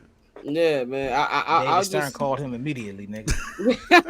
What is this? I just say this, and then we'll move on to the final topic of the local hour is, Derrick. I think too is somebody. If you know about the history of the South Side, you know the history of Simeon. What also makes the story great is that he did what everybody hoped Benji would do. Benji's life got cut short, and he wasn't able to do that. Benji got killed 4 years before I was born, but I knew about those stories early, bro. Like that was just everybody. Like even him wearing 25. That's the honor at Simeon. Everybody wears Benji's number. You know what I'm saying? And so that's also why I think what he did was so incredible, man. So much love, respect to Derrick Rose. When he gets his jersey retired, I will be at the United Center. I will break my Bulls spending money on the Bulls boycott. Come see folks number getting in the rafters. So one last topic, we're gonna bring the homie Tosin in about 5 minutes, man. I just want to talk about this situation that happened last night. Chicago Sky fired first-year head coach, WNBA legend Teresa Weatherspoon, after finishing 16-27, missed the WNBA playoffs her first year as a head coach. Now, when she got hired about 11 months ago, this was something a lot of people didn't know if it was going to work or not because of her very small coaching experience going on. I originally tweeted last night that I felt, how the Angel found out the same way that I did. But I was informed very quickly that was not the case. Angel and the team didn't know about the firing the night before. And if you go to Angel's Twitter, you'll actually see she has some subtweets about it. But it doesn't change the very long tweet that she had last night saying that, she was heartbroken about it and, the only woman that believed in her and things like that. Obviously, there was some playoff expectations because they made the playoffs the last 5 years. Didn't happen this year. There was a lot of injury concern. Of course, obviously, Angel missed the last couple weeks of the season with that wrist injury. Once they traded Marina Mabrey to I think it was it Connecticut that she got traded to. Yeah, Connecticut. She just made a big shot in the playoffs the other night. They went 3-13 after trading her, and there was so many different rotations they used. And of course, obviously, all the on the field, off the court stuff that happened that kind of felt like this just was kind of set up for her to fail. And from what I heard, there were some players who voiced concerns in the players' exit meetings, and maybe that was part of the reason why they let go of her. But for me, this is just a like a head scratching decision to me, because I don't know what you expect a coach to do in year one. Like, I feel like somebody with this roster that you have, with the young talent that you have, the lack of draft picks that you have, that you should at least play this out. And I don't think this is a good look when you got your franchise player voicing opinions about this, whether even though she knew about it the night before. Obviously, she wasn't consulted in the decision. That's very obvious. Even though she's a rookie, I do feel like there should have been a conversation if you're going to go this way. And, there's not a lot of teams in the WNBA, and there's a lot of free agents who don't want to come to Chicago, which you see in other teams in the Chicago. Well, we forget that Chicago is such a big market that nobody wants to play there. I think that's a bad look for the organization. It kind of feels like they don't have a plan. And we've seen this with almost every other team in the city. And now you're seeing it with the team that had a lot of promise, with these young stars, with Angel Reese, with Camila Cardozo. And I just feel like they're going in the same place that a lot of Chicago sports teams going to. Dante, I'm going to go to you. You're more well-versed in WNBA than I am. What was your reaction to this? And do you think that this is a bad, omen for this franchise? It definitely caught me off guard. I know, when we did, I had a few WNBA segments, I said, when it was first starting off, like sometimes it looked like she'd be tweaking out there. But I think as the season progressed, you saw she was really trying to see which one of her young players, had what it takes to crack that rotation. And she's really trying to build toward the future, because this is a very young team. They tore it down after the championship. But it's disheartening, because not only was the firing unexpected, but you've seen other players now, year after year after year. Somebody tweeted out a list, and like, people don't realize it, but the Chicago Sky have had like some of the best WNBA players leave their team, go to other teams, and win championships. They had Sylvia Fowles, they had Elaine Deladon, they had even with Kalia Copper, she wanted out. Like, she asked to be traded. Like, so like, people wanted to leave. Dana Evans asked for a trade too. Yeah, and Dana Evans was somebody who showed a lot of improvement last year. So when you see these players who, are uncomfortable there, it makes you wonder. Even with Gabby Williams, they did Gabby Williams dirty at first. And so, Angel tweeted her after the Olympics, like, come play for the Sky. She was like, nah, I'm good. So I'm not going to be there. Yeah, it's setting a bad precedent. So the Angel thing is interesting, because, she's somebody that we've seen. She really needs that moral support. And there was a lot of press conferences where you saw Weatherspoon picking her up, whether it was just putting a hand on the shoulder, telling us, all right, same with Cardoso. But they also said, everybody wasn't too happy. So if you have players there, I wonder who said something, because that'll let you know how important that player is. I highly doubt it, but it would be hilarious if Angel made a comment that, kind of led them in this direction, and then she puts this statement out. But with everything we've seen, I think more than anything, the Chicago Sky need to figure out the direction they want to go in and go that way. It's been too much turnover, too many new coaches. I know, like you said, 5 straight playoff appearances before this season. He left for a better opportunity, but I'm sure there could have been some type of incentive, something to keep rotating, to keep building, because a lot of what they were doing were based off things he had put in motion. So it's going to be interesting, bro, because, like, with Angel, she definitely. Yeah, I was just about to mention that.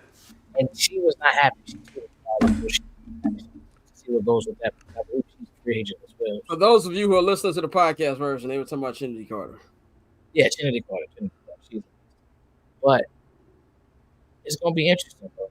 Because you saw, the relationship between Spoon and Reese. So we'll see how this goes. Bang, take us on this topic. Yeah, I don't typically have too big of takes on WNBA, because I'm not a heavy WNBA watcher. But on this one, I'm confused. A basketball Hall of Famer with the pedigree of Teresa Weatherspoon and it was so much pomp and circumstances after her hiring to get rid of her for after 1 year. I wanted to know. I want to know what was said in them exit meetings. It had to been very bad to make a decision like this. I don't understand it. I don't get it. You alienate and however this went down, you alienate your best player or your most notable player, too. So the question that I have is, how do you replace Spoon? And what I mean by that is, with so much pomp and circumstance that you gave, who you going to replace her with? Whoever they replace her with is going to have to really come with some structure and pull this team together. This team has went to the playoffs for the last couple of years. They have won a WNBA championship. They have talent in the middle. They definitely need a point guard there. But Spoon, I think, was very influential on certain players on that team. Some of them are free agents, and they probably ain't coming back. So it seems like they're going deep in rebuilding, but I believe they have 2 picks in the first round of the draft next year. One high and then one, I think, around like 9 to 10 or something. So they have to go. It looks like they're going to go very young. And with them going young, you have to bring in an energetic coach that's going to bring out the most in those players. So that's what I got. Definitely gonna be a story we pay attention to over this offseason, man, as when the WNBA playoffs wrap up. We'll see what the next move is, man. We're gonna take a quick 1-minute break. We'll be right back for hour 2. We got the homie Tosin, friend of the program, also a host of the Shirtless Plantain Show. We'll be joining us as we're gonna do a full week 4 preview, man. We'll be right back in a minute. I'm not gonna hold you.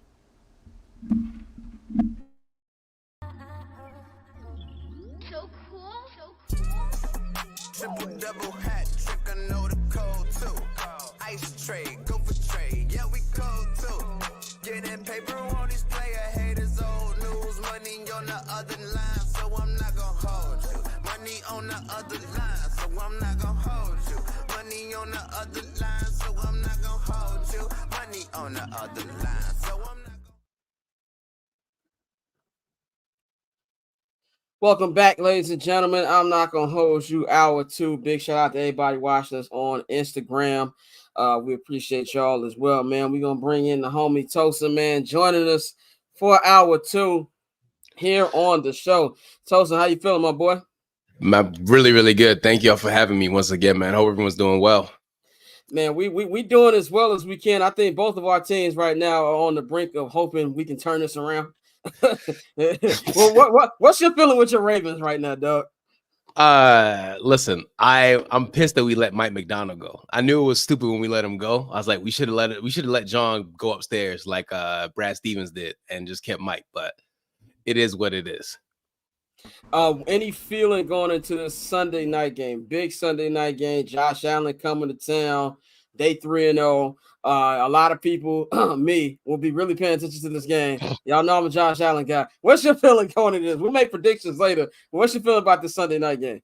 I'm calm, man. We wearing all black in Baltimore. If y'all don't show up, that's on y'all. We wearing all black in the city. So I'm just excited to see Derrick Henry run it in somebody's face. That's all I want to see. So I'm not nervous. I'm calm as hell. So it's just, they know what they got to do. And you can see Lamar's locked in. I'm not sure if y'all saw. I saw that IG story. With Marlon. Yeah. Marlon looked like he was scared. So Lamar's locked in. Derrick's locked in. So it's really up to the boys. So, yeah.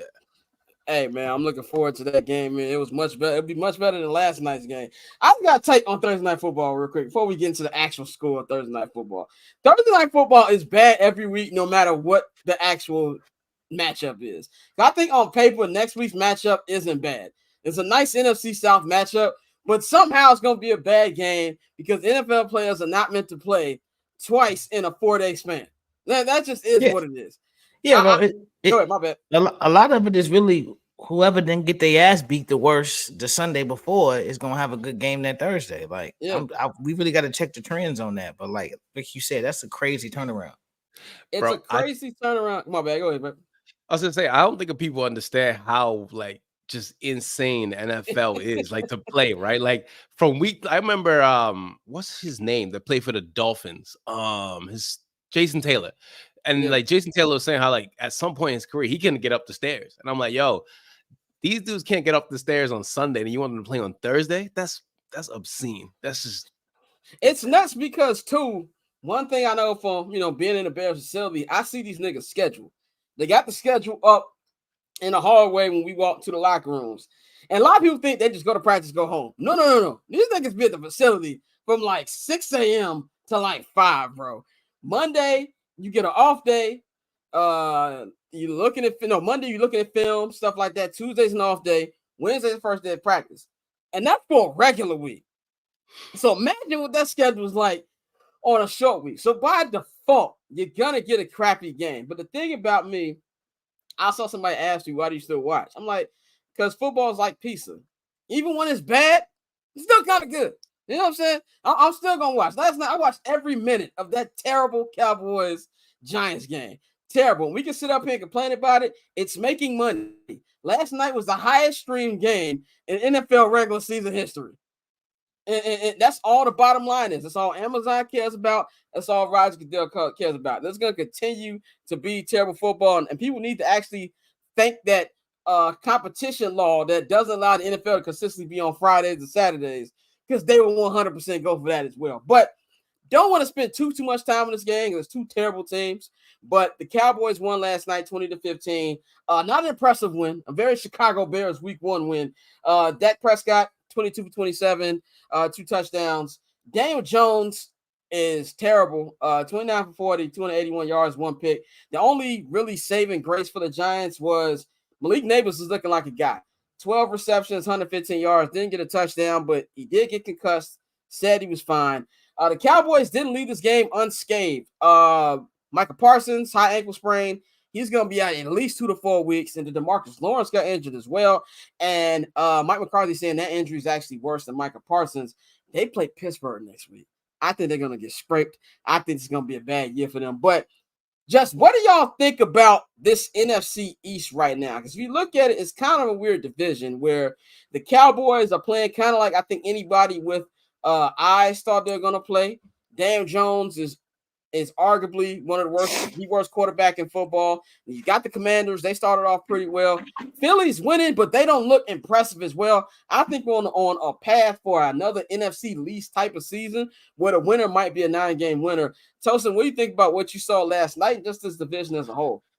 So I actually didn't watch the whole game. I actually was out yesterday. I came home and watched some of the highlights. I was like, I'm so glad I had something else to do because that was horrible. I mean, first of all, I'm not watching Daniel Jones on purpose unless and you know what's the crazy thing about Daniel Jones? Lamar's 20-1 against the NFC. He only lost to Daniel Jones and the Giants. And that's crazy. Yeah. So they're just a bad team. That's really it. And the NFC East they've been unserious for like the last 10 years, the whole entire division. Like, I don't even know how they continually just do this, but it is a hilarious division. The only saving grace is that Jayden Daniels is really good. And so is, the Eagles. Eventually you'll get it together, but that's terrible. All 4 of them teams they got something bad. Each one of them do. Yeah. Just a quick thing. Shout out to Kobe in the chat. This nigga gave us a super chat. $1.99. Shout out to you. He said, thank you for Fields and JPJ. Hey, you're welcome, nigga.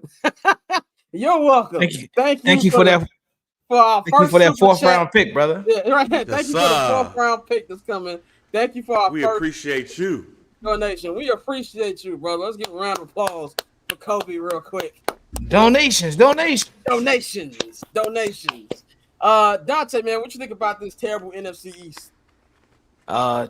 Yeah, it's bad. We kind of expected, even with Saquon, I wasn't sold on Philly. There's too much dysfunction.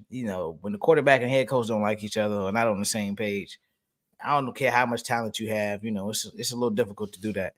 So that surprised me. I told you how I felt about the Cowboys. I picked Dak to be MVP for some dumbass reason, but I really thought the Cowboys would be playing better. The defense, we knew they couldn't stop the run, but they in coverage, they've been bad. They've been really bad, even though they won the game yesterday. But like you said, Malik Nabers had a great game, and especially in that first quarter, it felt like everybody on the Giants was open. But a win is a win. But like you said, I think this is one of those years that this division is definitely gonna have a 9-win team, maybe 10, maybe a 10-7 team, depending on I haven't checked the rest of their schedules, but I know they do have to play each other, so that's always a benefit because a lot of times they end up just splitting games amongst themselves. So I think definitely 9 or 10 wins is the way it's looking right now, especially the way these injuries are piling up. And it's not just these teams across the league. Motherfuckers are getting hurt left and right, and it's really crazy. Yeah, so terrible. I was glad, we saw him leave on the cart. So I was glad it was only, a high ankle sprain for Micah. You don't want to see anybody get hurt, but especially, the people that are bringing the odds, the people we coming to see. So that was unfortunate. But yeah, this division is bad. And that game, the Giants are fucked. Like, they really are. Like, I know they don't have that much guaranteed money left, but even when you have to go get a quarterback, get kind of fucked because like it's no guarantee you're gonna get your guy. It's no guarantee you're gonna go out there just because you got Davo, just because you got a couple weapons. Like, you still got to get a competent quarterback. And as we've seen across the league, you got motherfuckers talking about banning 2 high safeties. Like, competent quarterback play is hard to come by. Definitely, man. Bang, what you think about this division? That division is terrible. That's why I said that the Washington Commanders has a chance to, be a team on the rise this year, even with a rookie quarterback.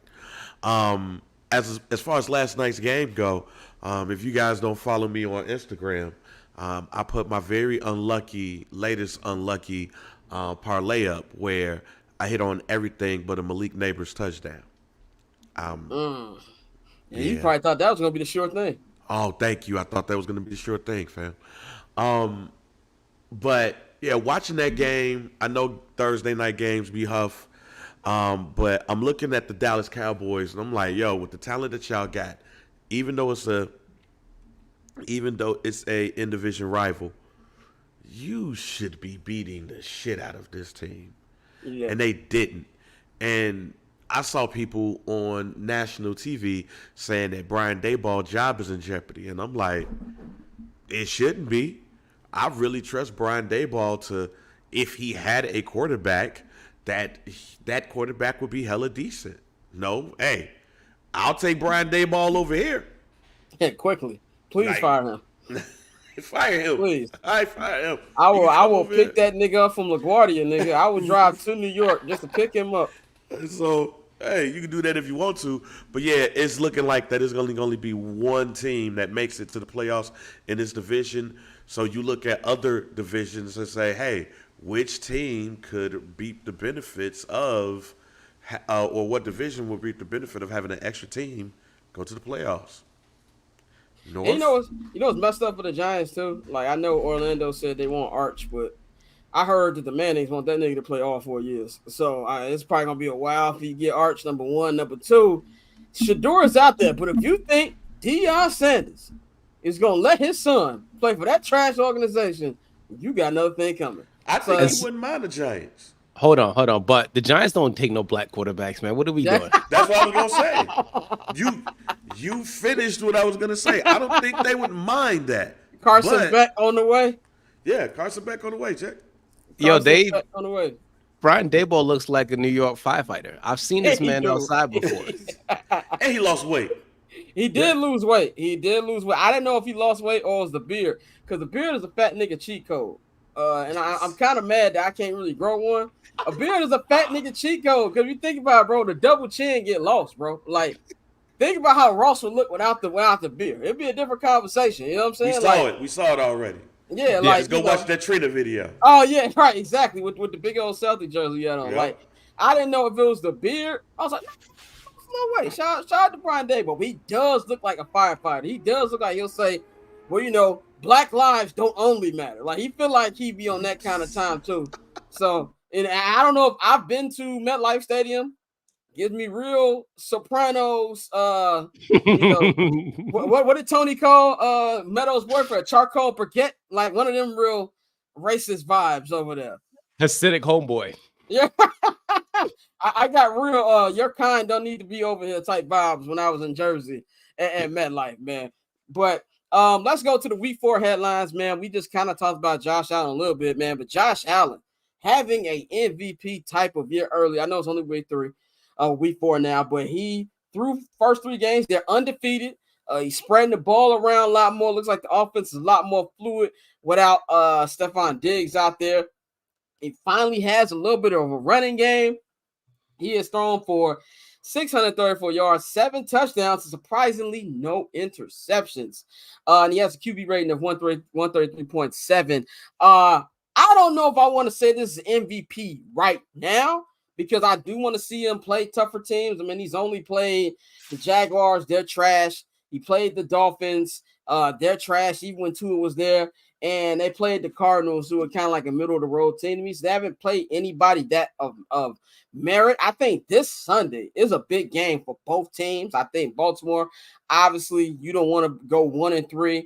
But if you're Josh Allen, you go in there, win on the road in Baltimore, and you go to 4-0, Josh Allen has a great game, then I think it's a real good discussion. But I think that a lot of people, especially some of my co-hosts on this show, were ready to throw Josh Allen into the water already. And I think this man right now is looking like the best quarterback in football. Pat has not had the start that we wanted him to have, obviously, and I'm not worried about him. If there's anybody who deserves a slow start, it's Patrick Mahomes. But he's looking real comfortable, and he has a very much control of the offense. There's no really any favorites wide receiver-wise. He's spreading the ball around, and the defense looks a lot better. I think if he continues on this, and if they're able to win that division, which I think they got a great chance of. I'm not fully sold on the Jets yet. The Patriots are trash and the Dolphins are trash. I think we got to change the way a lot of people talk about Josh Allen. Tosin, tell me what you've seen from these first 3 games of Josh Allen and what you think he can prove this season with, kind of like the least weapons he's had kind of since he's been in the league. First of all, shout out to Joe Brady. We know what he did at LSU. So Joe Brady's, really, really good. But I've always liked Josh Allen, but I've always thought Lamar's better than him. And if you don't believe that, that's fine. But I think he's really, really good. I think that this season he's slowed down a bit and he's starting to read his progressions a lot more. And it helps that you got James Cook back there and his line is holding up. And everyone is, I think some Bills fans said it was just everyone now is getting the ball equally and no one has no egos. There's just it's a whole team thing. So that's the number one thing there is everyone is buying into the team and they're slowing it down. But Josh has always been good. I think that we've always laughed at him for his turnovers, but he's really, really slowed down and really just started to let the game come towards him instead of him just trying to force the whole situation. So he's looked good for the first 3 games. Remember that meme? The guy was just it's a little concerned me a little bit, but I packed that thing too. I packed that thing too. That's how I feel, That thing too, Yeah. Dante, we know you're not one of the biggest Josh Allen fans, or unless I confuse. I ain't confused with Courtney. I know Courtney is on the Josh Allen hate train, but what do you think? What you saying from so far this year? Yeah, I've called him, Caucasian Cam Newton, which is amongst other things. But no, I think Josh has done a really good job, and like you said, I think without no disrespect to Stephen Diggs, but you know how traditionally superstar wide receivers are known as divas. Give me the damn ball. Keyshawn Johnson made that saying popular for the young niggas who watch it. But they're now at a situation where, like you said, there's no egos. It's just Josh. He's running the offense and he's distributing the ball to whoever's open, and the team has responded accordingly. So I think obviously, especially with the extra game, MVP after 3 weeks, still too early for that. But yeah, right now, I think you really got to give Josh his props. And that was something I did say, as much as I knock him, this was the year where, if he can pull this off and, put this team on his back, then you got to give him that respect because he's definitely earned it. It's easy, in my opinion. That's why I feel like Joe Burrow gets so much praise. I'm not saying he's not nice, but it's easy playing with a loaded deck as opposed to sitting out there and you have to manipulate things and really will your team to victory. And that's something that we're seeing Josh Allen do. So, I'm not ready to say MVP, but he's definitely off to a great start. What was that vine of that girl saying? I'm gonna stand beside him. That's how I feel about me and Joe Burrow right now. I'm gonna stand beside him. I was ready to fight Chris Canty when he tried to blame my boy for them losing on Monday. I was like, nigga, did you see the defense? But Bang, what you think about Josh Allen, man? Man, he's the first quarter MVP. We are in the world of where we professionally overreact and we don't look at the whole season, or we're not patient. But since we're doing this, he's first quarter MVP. He's looked great, man. He He looks great enough for me to be like, okay, I know I put money on Joe Burrow winning MVP, but damn, I might lose that parlay too. But as Scott just said, I'm standing behind Joe Burrow, fam. But that team, especially with the way that they're set up, like you really don't know a wide receiver on that team. Like Keon Coleman and you only know him because he funny. Yeah, you know him because he's one of those dudes, as what we said on Summer Sessions, was in one classroom all day. That's Keon Coleman right there. and they got two good white tight ends. Like that's what you know. Old school football. It's old school football at its finest. You got a wide receiver and niggas. You got James Cook, who is hella decent, a strong offensive line, and two white tight ends that could start on any team, and the defense is playing very well too. We gonna see though. We gonna see what happens this weekend. Sunday's gonna be a big game. I'll go as far as saying this: if they win on Sunday, they to me are the favorites to win the AFC. Hey man, this might, if there's any year that you can look Pat in the eye and get them, it might be this year. Because I think Travis Kelce's cooked. I said it last week. I think that nigga's cooked. Yeah, he cooked. This nigga's in a Peacock movie with Courtney B. Vance and Niecy Nash. I think the nigga's cooked, bro. So that would be that. Let's move on to a quarterback who is very highly touted, who stinks. Trevor Lawrence, aka Sunshine from Remember Titans. Trick off Trev. I'm gonna do even better one. Duval Daniel Jones, and I have a stat. I have stats for niggas. Stats. I'm gonna go on mute. Let you rock with this. Duval Daniel Jones. The reason we don't bring this up is because he plays in Jacksonville, number one, and people don't care about Jacksonville, Florida. Shout out to RIOP. Shout out my guys, Amp, and Mr. Jeff's everybody over there. We care about y'all. But outside of that, nobody cares about anything in Jacksonville, Florida. That's why he's not under radar. Also, I think we still think that Trevor Lawrence is what he was at Clemson. He's not. Let's be real. He won one playoff game because Justin Herbert was terrible at the end of that game because Brandon Staley is an idiot. It wasn't because he was great. The nigga threw 4 picks and then tried to even it out with the 4 touchdowns. But here are the stats for y'all. By the way, the Jaguars are 0-3. 0-3 right now. Doug Peterson looks like he's going to get fired again. But here's the stats. This is before last night's game. But I guess it doesn't really matter because Daniel Jones didn't throw a touchdown last night. But I'm going to add the interception. So these are the two comparisons between Daniel Jones and Trevor Lawrence. Trevor Lawrence, 63% completion percentage. Daniel Jones, 64% completion percentage. Daniel Jones is throwing for 2,502 yards each season. Per season. Trevor Lawrence, 2,942 yards per season. Daniel Jones, 300 rushing yards per season. We got Trevor Lawrence, 254 yards per season. They both, Daniel Jones has a higher passer rating, career passer rating, 85. Trevor Lawrence is 84. 51.67 career QBR for Daniel Jones, 50.25 career QBR for Trevor Lawrence. 66 touchdowns thrown for Daniel Jones. 60 touchdowns thrown for Trevor Lawrence. 43 interceptions for Daniel Jones. 40 interceptions thrown for Trevor Lawrence. One is considered one of the worst quarterbacks ever. The other is considered a generational talent. If you look at those stats, my nigga, I don't see much difference. In fact, Daniel Jones has 6 more passing touchdowns. Trick off Trev is ass. Trick off Trev, Duval Daniel Jones. My question for y'all, what's next for Jacksonville? Because you just gave Trevor Lawrence all this money. You're not going to move on from him. You wasted a year of his career with Urban Meyer. Then you bring in Doug Peterson, who got fired by the Eagles. He has done nothing really since he's been there. And you're looking at 0-4 in the eye. I'm going to go to Bang first because you gave him the trick off Trev name. What do you think the Jacksonville Jaguars go with? I have not a goddamn clue. I saw somebody say that Bill Belichick and Tony Khan's dad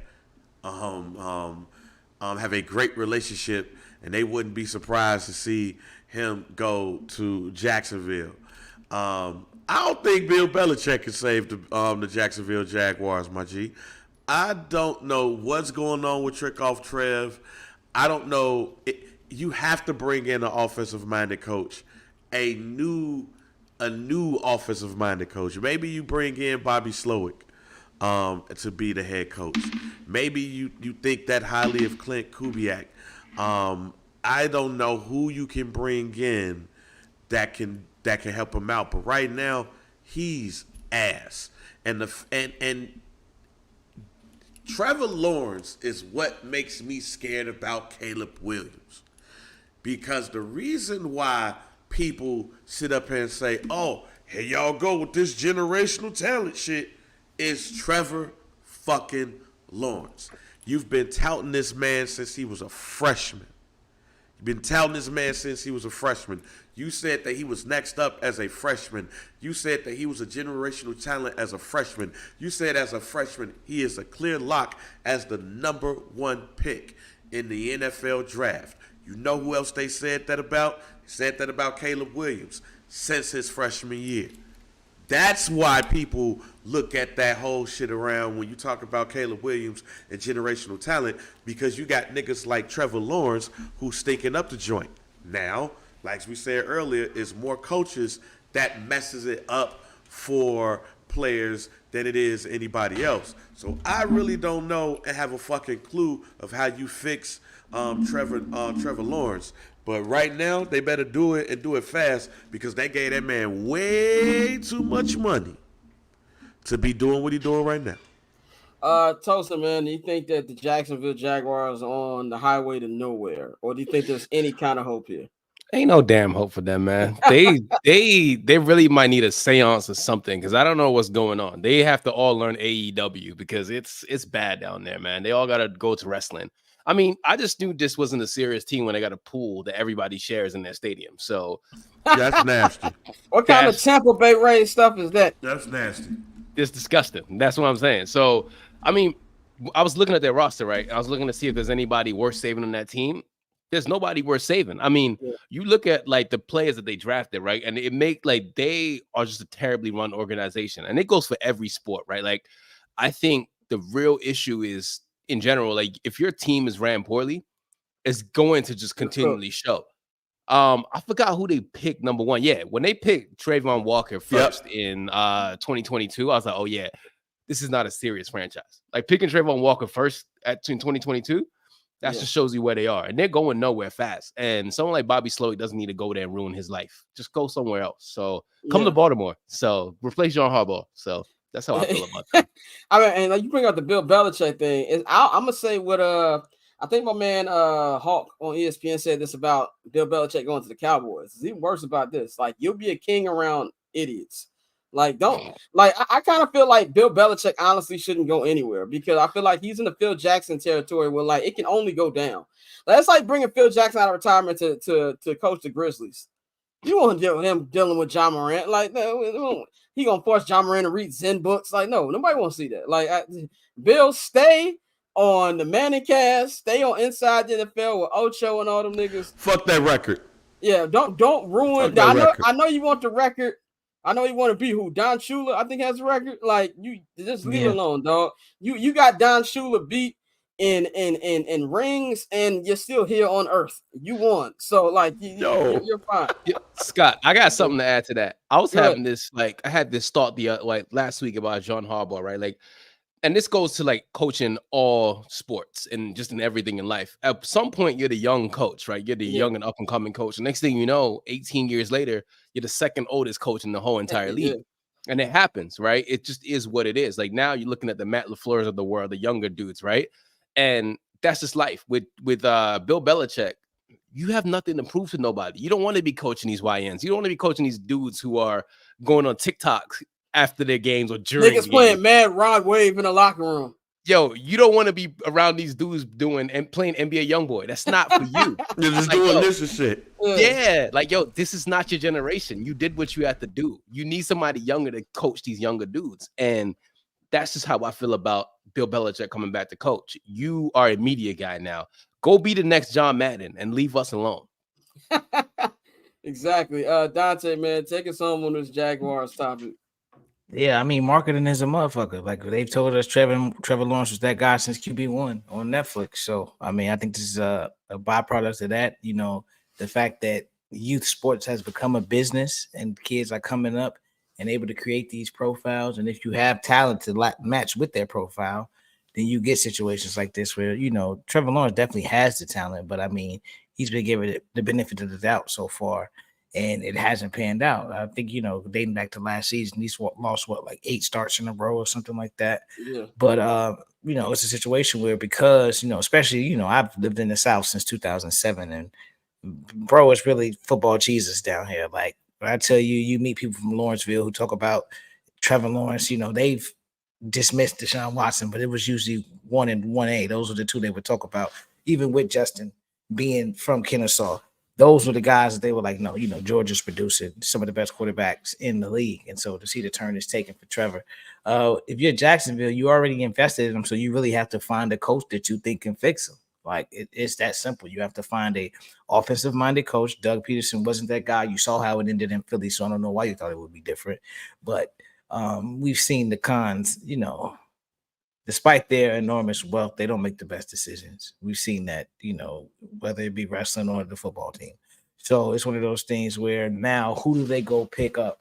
I agree, Bill ain't the guy. But it has to be somebody, with an offensive pedigree that can help Trevor Lawrence get the most out of his talent. Because the talent is there. I'm not going to deny that. But so far, it's just been more so advertisement and not what he's actually been putting out on the field. Yeah, and you said like he's football Jesus out there. They do love him, and I think that's mainly because he's a white boy. You know what I'm saying? It's just really what it comes down to, man. Let's go to a team that I already know Tosin's take on this. The Cincinnati Bengals. The Cincinnati Bengals right now are 0-3. We had a topic last week. Who is more in trouble being 0-2, the Ravens or the Bengals? Most people took the Ravens, be more in trouble. But the Bengals lost the game. They should have won. I don't say should have won, but again, they had no business losing to the Commanders on Monday Night Football. And now, man, they're 0-3. They've got a gimme game. I won't say a gimme game, but a game they should win on the road in Carolina. We got Andy Dalton, who looked anything not like Andy Dalton last week. They got to win that, and then they got to go at home to face the Ravens again. My question for everybody here, and I already know Tosin's answer, but I'm going to go to him first. Are the Bengals done? I mean, let me say this. Whenever Lamar Jackson's healthy, they ain't done shit, okay? And there's only 2 teams in the AFC North has won Super Bowls, and it ain't the Bengals, and it's not the Browns. It's the Steelers and the Ravens. So all I'm saying is that they've had Chad Johnson. They've had a whole bunch of different players, and they ain't done shit. So I'm not scared of them. Never have been. Never will be. Don't care about them. So Joe Burrow is really nice, though. Jamar Chase is nice, but they don't scare me.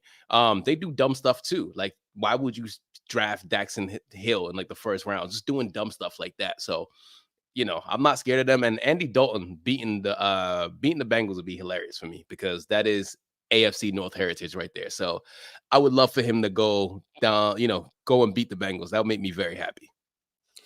Yeah, I'm not, like I said, I'm standing beside Joe Burrow. My reasoning for thinking that they are done has nothing to do with Joe Burrow. I think that defense stinks. I think we saw signs of it in training camp when I saw the Bears 1 and 2 teams mow them niggas down in the joint practices. And I thought maybe it's just a bad day for the defense, but it looks like that's just who they are. I think they're going to beat Carolina, but I think it's going to be a lot closer than they need to be. But when you have a bad defense, you're basically needing Burrow and Jamar and T. Higgins to be perfect. And they don't really have that much of a run game with Joe Mixon going. So I think that I don't know if they're done, but they pulling up the dumb boulevard. Dante, what you think about the Bengals' chances going forward?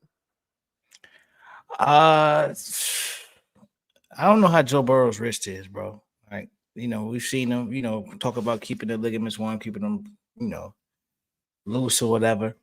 So I think it all just depends on Joe Burrow. And with that being said, I think this year, again, 3 games in is way too early to say a team is done, but it's not looking good for them. Jamar Chase looks checked out more and more each week as the time goes past. You saw the video that went viral of them coming out of the locker room.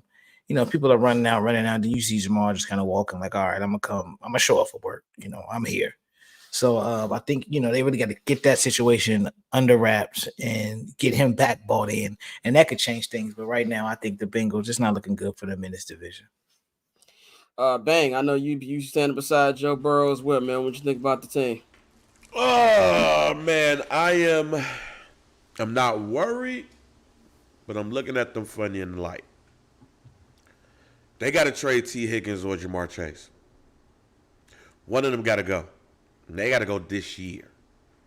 Like, they got to go before the trading deadline. You got to go ahead and bite the bullet and trade one of them. And quite honestly, the way this season going, maybe both of their ass. They need pieces. That defense is terrible. And you're now in a division where the weakest team in the division looks like they're one of the strongest. I am worried about Joe Burrow's health. That risk, I don't know. I mean, it's never really been a situation like this in the NFL. And I picked him to win the MVP. And I picked the Bengals to go to the Super Bowl.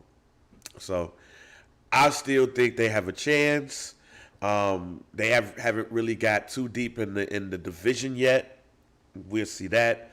But it's definitely a cause of concern, and I think they need to shake up things a bit and trade Jamar Chase or T. Higgins before the trading deadline. Yeah, I think that definitely T. Higgins. I would keep Jamar, but I definitely understand the reasoning, man. One last topic before we move on to our picks for the week. No weekend bets because Mikey's sick, so for you gamblers, you're going to have to fend for yourself this week. We'll be back next week for that. But Jayden Daniels, I think we'd be remiss if we don't talk about Jayden Daniels and the performance he put up on Monday Night Football. Performance that got the computers putin', had everybody just wilding, calling him the next CJ Stroud, and the Bears picked the wrong quarterback. You went 21-23, 2 touchdowns. His first deep ball of the season, by the way, but it's neither here nor there. The question I have is he up next? This is what I said about Jayden Daniels. And by the way, I have reposted the reel that I reposted a couple months ago where I actually predicted the Commanders to be a fake decent team this year. If everybody out there was calling me a Jayden Daniels hater, I said in the offseason I thought he was going to be decent, and I thought this team was going to be at least fake sneaky this year. I think that he can be good. I'm not fully sold on him being up next. I think if you look at the first 2 games of the season that he had, they were, kind of game managerish. And even in this one, he didn't throw the ball that much. Like, only threw the ball 23 times. And everybody keeps saying, oh, they didn't punt. Like, yeah, but they also, this was their first offensive touchdown that they scored in the air this week. So everything they killed the Bears about was kind of the same thing here. So I don't know if I'm ready to say he's up next, but I do think he's got a great start to the season. I do think that Cliff Kingsbury knows how to use him and kind of make the game easier for him. I think this last game was the first time they kind of took the handcuffs off that we didn't see in weeks 1 and week 2. So I do think it's a good start, but I got to see a lot more. He's still a very skinny dude, very skinny frame. I think the more defense is going to want to see how he's going to react if you hit the nigga more. So I think that's something we got to see as well. I just feel like a lot of people have been doing a little bit too much, but that's also what happens when you dominate on a primetime game because everybody's watching. The world is watching, so those kind of reactions are going to happen. I think he's good. I think he'll have a decent season, but I'm not ready to jump off the building and say he's up next. Tosin, what did you see from his debut this week, and what do you think his trajectory can be to be a very good quarterback? I mean, the kid is nice. I mean, he's a good quarterback. It's like you said, it's the Commanders. So something is going to go wrong because that's just the way that franchise is. But he looks good. I'm glad he ended up finding Terry because Scary Terry was getting open. And I was like, is he going to find him? And he did. So he has confidence. The only thing I'm scared for him is like that boy needs to learn how to slide and avoid hits. I know they said a lot about yes, Lamar. He cannot slide. Yeah, I know they said about Lamar knows how to get out the way. And that's one thing he needs to learn how to do is like, boy, you keep taking all these big ass hits. That's not it. Please learn how to slide. So the kid can throw, the kid can, he could do things. So I'm excited to see when the Ravens play him too, because I want to see him against like tougher defenses, but the kid's got it. So it's just more so, can they build around him? Can they build a better line for him? Can they, keep him protected and things like that? I won't be on DC for this game. It's my birthday weekend. I'm I love DC, but I don't want to work on my birthday weekend, so I will not be at that game. But week 8, Caleb Williams and Jayden Daniels. There's gonna be some overreactions coming out of that game either way. Bane, what did you feel about what you saw from Jayden Daniels and his potential? I'm happy I saw what I saw for the Commanders. DC's been looking for a quarterback since Doug Williams. I I was about to say Doug Williams, nigga. I was gonna say RG3, but then his leg went the wrong way. But they've been looking for somebody. I mean, if you want to keep it a buck, I mean, Mark Ripken won a Super Bowl with this team, and Doug Williams did too, and Joe Theismann did too. So maybe he's that person that's going to carry them. I think I feel good more for the division, right? When you look at the quarterbacks in that division, you got Dak Prescott, of course, and he's now the highest paid player in NFL history. You got Daniel Jones. That's not going nowhere. And then you got Jalen Hurts. So you have 3 of the 4 quarterbacks in that division that as long as all of them stay healthy, they're going to battle each other for years.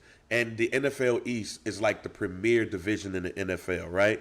That's the division that everybody talked about. I mean, even though we're from the black and blue North division, everybody loved what they get out of the NFC East, all of the rivalries and stuff. So I like it from that standpoint. As long as he stays healthy, he slides, and he continues to grow, they got something for the next couple of years. So I'm excited for him. Dante, man, close us out. What you think about Jayden? You on mute, dog? He's That's fine. That's fine. I don't know what that nigga said. I don't know what's going on with his mic. All right. Earth to Dante. Is there something on your side? I don't know what he's saying. Put it in the private chat. We're gonna move on to the next topic. We're gonna do the picks for the week. Our rapid picks for the week. I want to start off. We gave our picks for the Bears game, but Tosin, I want to get your pick for the Bears game and what you think about what you've seen from the Bears. They're gonna be at home against the Los Angeles Rams this week. I think the Bears are gonna win. The Rams are just they're bad right now, man. They're hurt all over the place, and I think that the Bears should be able to close that one out. So is what's it called back? I forgot the y'all receiver who's out. Keenan Allen? Yeah, he's back. He's back. Yeah, I think y'all should be good. Y'all should be good. What do you think about what you've seen from Caleb? Like from an outsider perspective, Caleb is gonna be fine. I think that there's just a lot of pressure because he's number 1 pick, obviously. But y'all got to get your offensive line right. That's the number 1 thing. Y'all got to get that boy killed. Please fix that line. And this is coming from somebody who has a terrible offensive line too. So Please go get that boy protected. So yeah, that's the only thing I gotta say is that the kid's gonna be fine. He has a lot of potential. Painting nails or not, I know people still talk about that. Kid gonna be all right. So it's just protect that kid. Please do. He would definitely be all right. That nigga just bought a $13 million house on Lake Michigan. That shit looks splendid. I didn't even know that niggas had big mansions like that in Lake Forest. I tell you how much I don't know about Lake Forest. Like, obviously, there's a lot of rich niggas out there. That house looked like Logan Roy house. But our first game, Jets Broncos. This one will be in New York. We got Dante. He's back. He's got his audio fixed. There we go. Fuck Google Chrome, bro. Like my shit just scrolled. I was getting the little spinning rainbow circle. I couldn't get out of there, bro. Yeah, man. But Jets Broncos. The Broncos got a win last week, but this team is not good. And like I said, I do not like Sean Payton. I will forever root against Sean Payton. I just think the Jets are starting to get a little bit more steam. This will be, of course, they had like a revenge game for Nathaniel Hackett last year, but now he's got his boy back with him. So I know Aaron's gonna want to run up points up on this defense. I think the Jets are gonna win this game. We'll go this way. We'll go Tosin, Bane, and Dante. We're going that order. I'm gonna do a slight flex. I met Alan Lazard yesterday, so I'm gonna have the Jets win. I gave him dap and told him good luck. So he gonna win. They gonna win. And he gonna get a touchdown. So next time you see him, tell him "fuck you" on behalf of Scott Lewis. Thank you. Yeah, I have no Same. love for Allen Lazard. I have no love for that man either. But take the over. The Jets is gonna beat the Broncos' ass. Yeah, I got Jets by 10. Just by 10. This game is gonna be a good one. North on North crime. Packers and Vikings in Lambeau Field. It looks like Jordan Love will be making his return. He did practice today. He's listed as questionable, but all signs are pointing to him making his return after getting injured in Brazil in week 1. The Vikings are 3-0. Sam Darnold's looking like a new man, but I really want to see them against the floor. What's that going to look like? What blitzes do Brian Flores have dialed up for, even though he's going to play, he's not 100% Jordan Love. I hate picking this team. I despise picking this team, but this Matt LaFleur is a god. I'm sorry. Like that nigga know how to call plays. No, I've never seen anybody get wide receivers open like he does. And I think the Vikings have had a good start, but I don't fully believe in them yet. I think Packers win this one. The Vikings have always been liars. Y'all know that. Yes. The Vikings always lie. Every single year they lie. And like you said, Matt LaFleur is that guy. And it's absurd. His play calling is absurd. And I just think they're going to beat their ass. So there's that.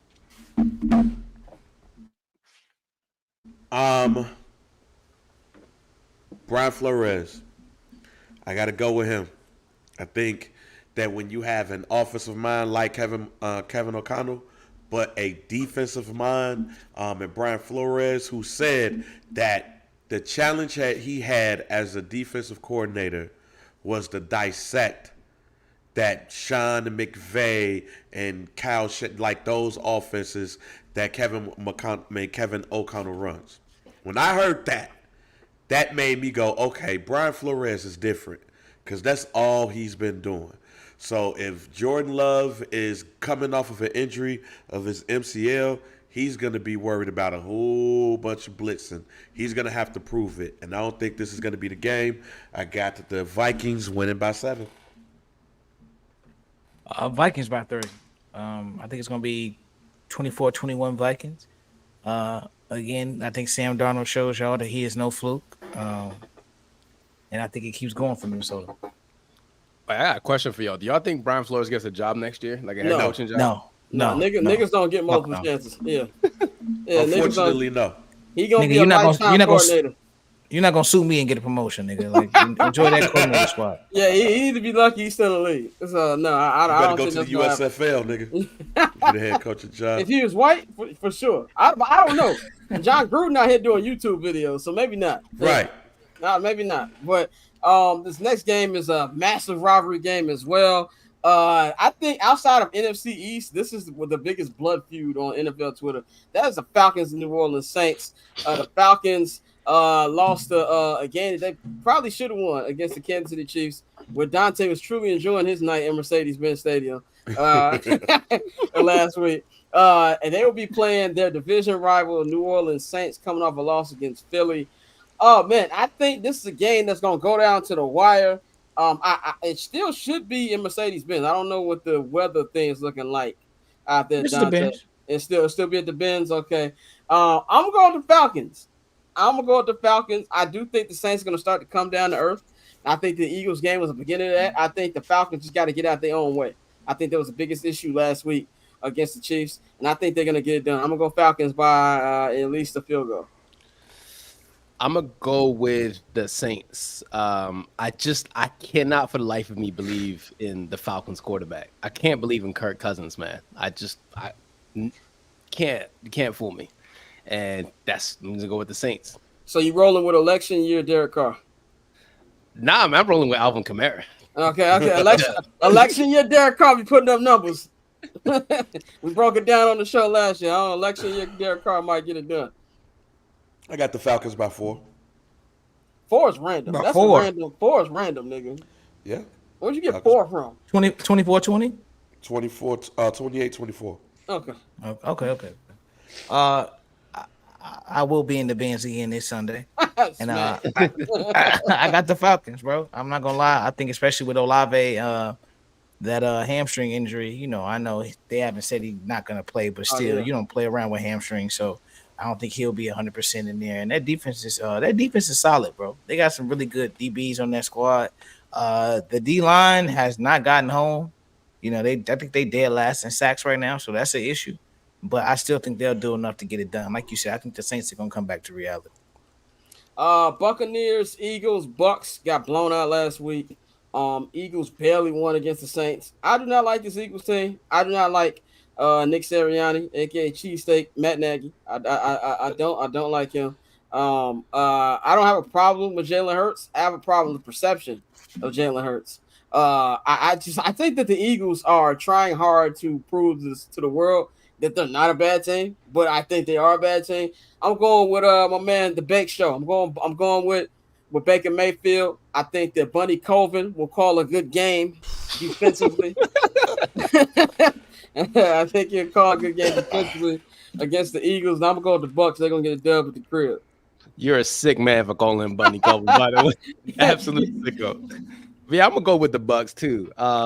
Like you said, I think Jalen is good. I think the perception of Jalen is not good. Yeah. And when I was watching that team against the Falcons, I was like, yo, this is not a good team. And like you always say, Jalen was out there throwing BLTs, man. All day, bro. It's not a good thing. Not good at all. Hey, man, I got to go with the Eagles on this one. I think they're going to turn it around. I think we're putting way too much blame on Cheesesteak Mac Nagy, man. But they're going to win this game. You know, it's a crazy world when Baker Mayfield is one of the most consistent quarterbacks in the NFL. So I'm going to go with the Bucks. Panthers, Bengals, man. We kind of just a little bit talked about this game. This isn't Carolina. I do think the Bengals going to win. I don't think it's going to be by a lot. I think they're going to win by a field goal, and I think that Andy Dalton is going to look good again because, like I said, this defense stinks. But I also wouldn't be shocked if they lose. That's just what I feel about this Bengals defense right now. But I'm going to take the Bengals in a very close win by 3 points. I'm a nasty hater, and I'll never believe in the Bengals. Andy Dalton, please shine, and Xavier Legette, please get open and do something. So that's where I'm at with it. I told y'all last week the Panthers was going to win. The Bengals have lost 2 games that they should have won, including the first game of the year against the New England Patriots. And that's why I'm picking the Panthers. Yeah, Andy Dalton revenge tour continues because the Carolina Panthers are going to go ahead and take this one home. This is the Red Rifle revenge game. I think Andy Dalton gets it done. You know, he's probably the third greatest quarterback in Bengals history outside of Carson Palmer, and who's the other old white dude? Oh, Boomer Sauce. Boomer Sauce. Yeah. Who's the old white dude? So, you know, I think it's one of those things where he's going to have a really good game. Like we said, with Bryce, he just looked lost out there. And one thing we know about Andy, him being a vet, he can run the offense, and that's what he's going to be able to do. And this defense is trash. So I got Carolina getting the dub. Yo, what did Dwight Howard say about when nigga got hurt? Lord, put your hands around him. What was it? Lord, carry him now. Lord, carry him now.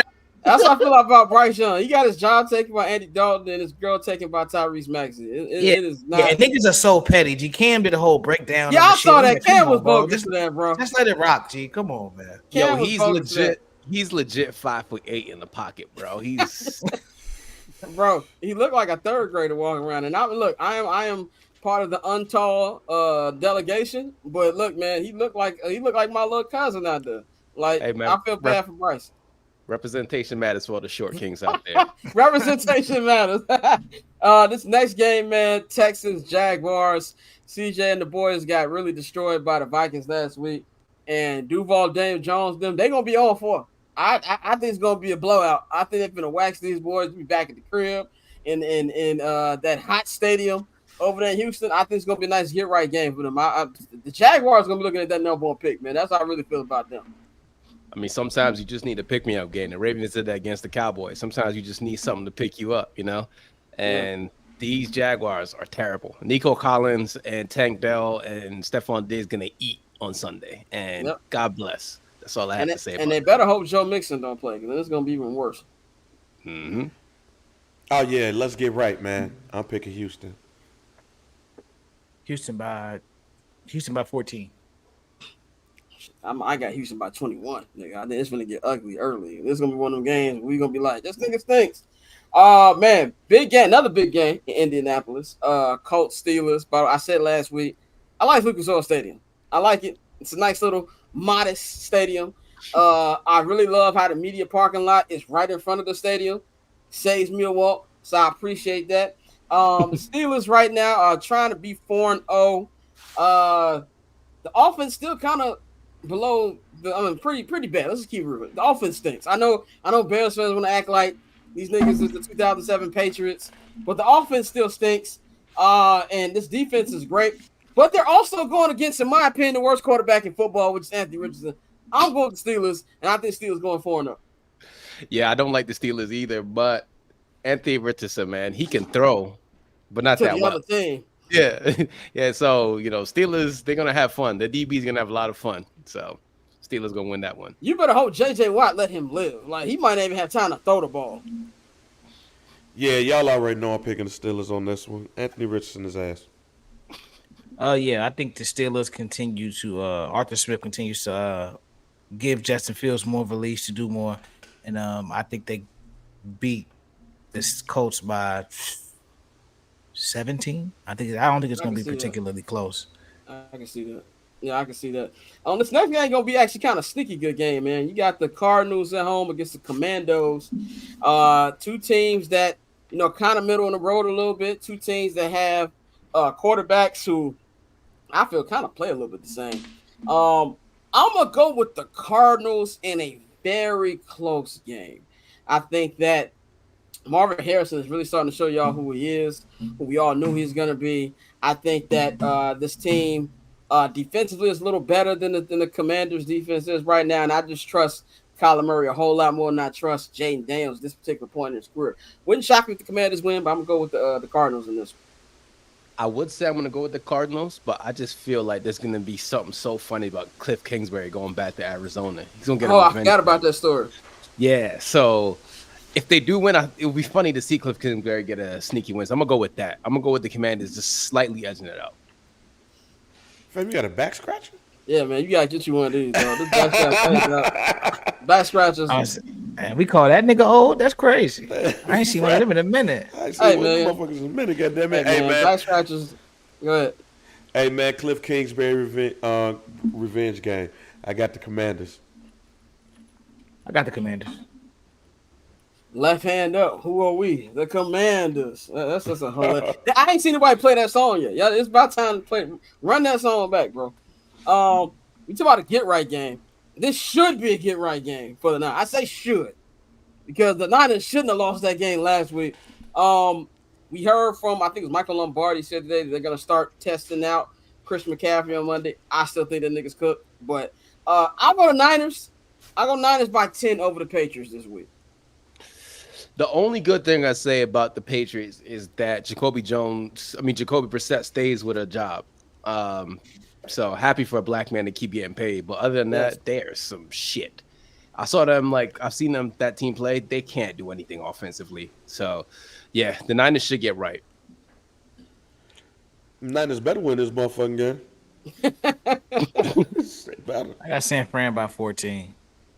Yeah, they better. If they lose to the Patriots, niggas, like, we got to have some conversations if they lose to the Patriots. This next game was another game that this team better win. I think I saw you tweet this, man. Raiders and Browns in Vegas. Devontae Adams will not be playing. I think he has a hamstring injury. He will be out. We got Gardner Minshew, who got benched last week for Aiden O'Connell, but he will be starting. If the Browns can't win this game, my nigga, you're going to see another 27 accusers come out next week. There's going to be a new tape that's going to drop. They're going to really get freaky Sean out here. They lose these niggas. I'm going to take the Browns, but I'm not all that confident. We're not shocked if they lose, but I'm going to take the Browns by like 5. I know it's a random number, but it's going to be an ugly field goal type of game. I'm going to go with the Browns in this one. The Raiders are without 5 starters. They're missing 6 players. So Max Crosby's out, Malcolm Kuntz, Thea Mumford, Devine Delbo, Devontae Adams, and Michael Myers out. So if the Browns don't win, yeah. Come get your boy, FBI. You know exactly what I'm talking about. Look, man, the fact that that Antonio said that it was some people that made some business decisions, and two star players is out. Looks funny in the light, and that's why the Raiders is gonna win this game. Go ahead and call FBI, G. Yeah, you gonna get some motivated players on that Raiders side because of what they coach said last week. I would not be surprised if the Raiders win this game. That's why I'm picking the Raiders.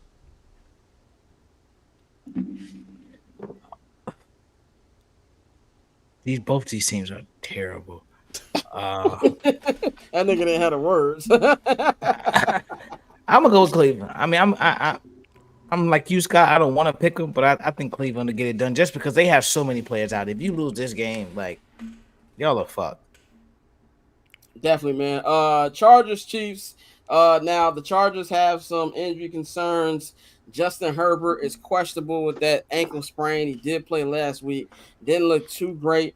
I know that Joey Bosa didn't practice. I think Khalil Mack didn't practice as well. But honestly, even if they was healthy, I'm still picking the Chiefs in this one. So Joey Bosa's out and Rashawn Slater's out. Junior Colson might be out as well. Justin Herbert might be out. Also, Greg Roman runs their offense, and I've seen Greg Roman in person. Like that's somebody who I've seen spiritually for way too long. They're basically the Ravens West. That's what they are. They're not gonna win. So that's all hail to the Chiefs. Yeah. I'm picking the Chiefs. And Dante Miles. If there's any Kansas City fan in Los Angeles looking for a seat inside of the beautiful SoFi Stadium, let me know. You know I got you. But no, I'm gonna go Chiefs by 10. The Chargers. I mean, I see what Harbaugh is trying to build, but they're missing some pieces, and Herbert's not 100%, so I got the Chiefs. Next game, Sunday Night Football. This is the game of the week to me, man. M&T Bank Stadium. I feel like the energy's in Baltimore feeling good, man. I just saw a picture on the pit, nigga. You got all the nigga Slim Charles back in town, nigga. You got I saw Weebay, a couple of them niggas. I don't know what they got coming out, but big game on Sunday Night Football. You be going against the 3-0 Buffalo Bills. I am going to pick the Bills. I think it's going to be a very, very close game. I think both quarterbacks are going to show out, but I trust the Bills play calling a little bit more. I trust Joe Brady a little bit more right now than I trust the Ravens play calling. So I'm going to go with the Bills, and I think they move to 4-0. Tosin, I know you got the Ravens, but how you got the game going? First and foremost, I would never pick against my team. I don't even care. I don't care if we're playing against. I don't care if we're playing against Jesus, Allah, and Buddha. We never gonna lose. So we went all black in Baltimore, like I said. If we lose this game, then heads gonna roll. But I think it's gonna be a tight game. Our defense needs to wake up. Roquan has been not Roquan this season. He's looking like a little heavy. We look like been eating too much catfish. So I got the Ravens winning. We just have to figure it out. But we'll get our shit going. By the way, Mark Ingram is one of our legends of the game before. So you know how Mark Ingram is. So yeah, we'll see. I gotta go with the Buffalo Bills, man. Hey, Caucasian Cam Newton is gonna go ahead and take it home, man. I'm going with the Ravens, man. I'm going with Lamar. I think Lamar gets it done at the crib, like in the blackout. The atmosphere is gonna be crazy. A lot of times when those wire niggas pop up in Baltimore, they come to the Ravens game. So I wouldn't be surprised if you see them there on Sunday. But I think it's gonna be a really, really dope game. I agree. This is probably the game. This is the game of the week. I'm gonna go with the Ravens. Carmelo Anthony definitely is gonna be there. Yeah, well, Carmelo picks and chooses when he want to be from Baltimore, when he wants to be. He always from Baltimore and That's Brooklyn. why I said he from Baltimore, but that nigga when he be in the North, Brooklyn. Nah, nigga. Melo claiming Brooklyn is like Kanye claiming Atlanta. You only there for a couple years, my nigga. Let's relax. We got another. We gonna wrap it up with these two. It's another Monday Night Football doubleheader. This first one, I will not be watching. Dolphins Titans. I don't care who's gonna win, but I'm gonna go with the Titans because I have no idea who's starting for the Dolphins. So I'm gonna go with that. In the second Monday Night Football game in Detroit, Lions Seahawks. I think it's gonna be a really, really good game. But I'm going with Detroit. Unfortunately, I picked Detroit to come out the NFC and go to Super Bowl. I don't believe in Seattle yet. I think it's a little hot start, and we won't be talking about these niggas in like a month. I'm going with Detroit. So apparently the Dolphins going to start Tyler Huntley, and as somebody who's seen him up close and personal, I'm going with the Titans. That nigga is not good. You talking about Pro Bowler? Hey, listen, I'm talking about when he was doing fake decent. Everybody's like, "Oh, maybe y'all shouldn't play Lamar. Y'all should just that was Huntley." crazy. I was like, go to hell, go to hell. Seahawks, I got them winning because I believe in Mike McDonald. So, okay. I ain't the only one that's picking the Seahawks. I'm picking the Seahawks. Hey, I thought I was gonna be alone here, but I'm picking the Seahawks over the Lions. And I got the Dolphins over the Titans, man. No matter what, Will Levis is ass. And he's so ass that I don't think he's gonna finish this game. Oh, you think we see who's my man from Pittsburgh? We see Mason Rudolph, Jack. Mason Rudolph? Okay. Yep. Mason He's Rudolph. a bum.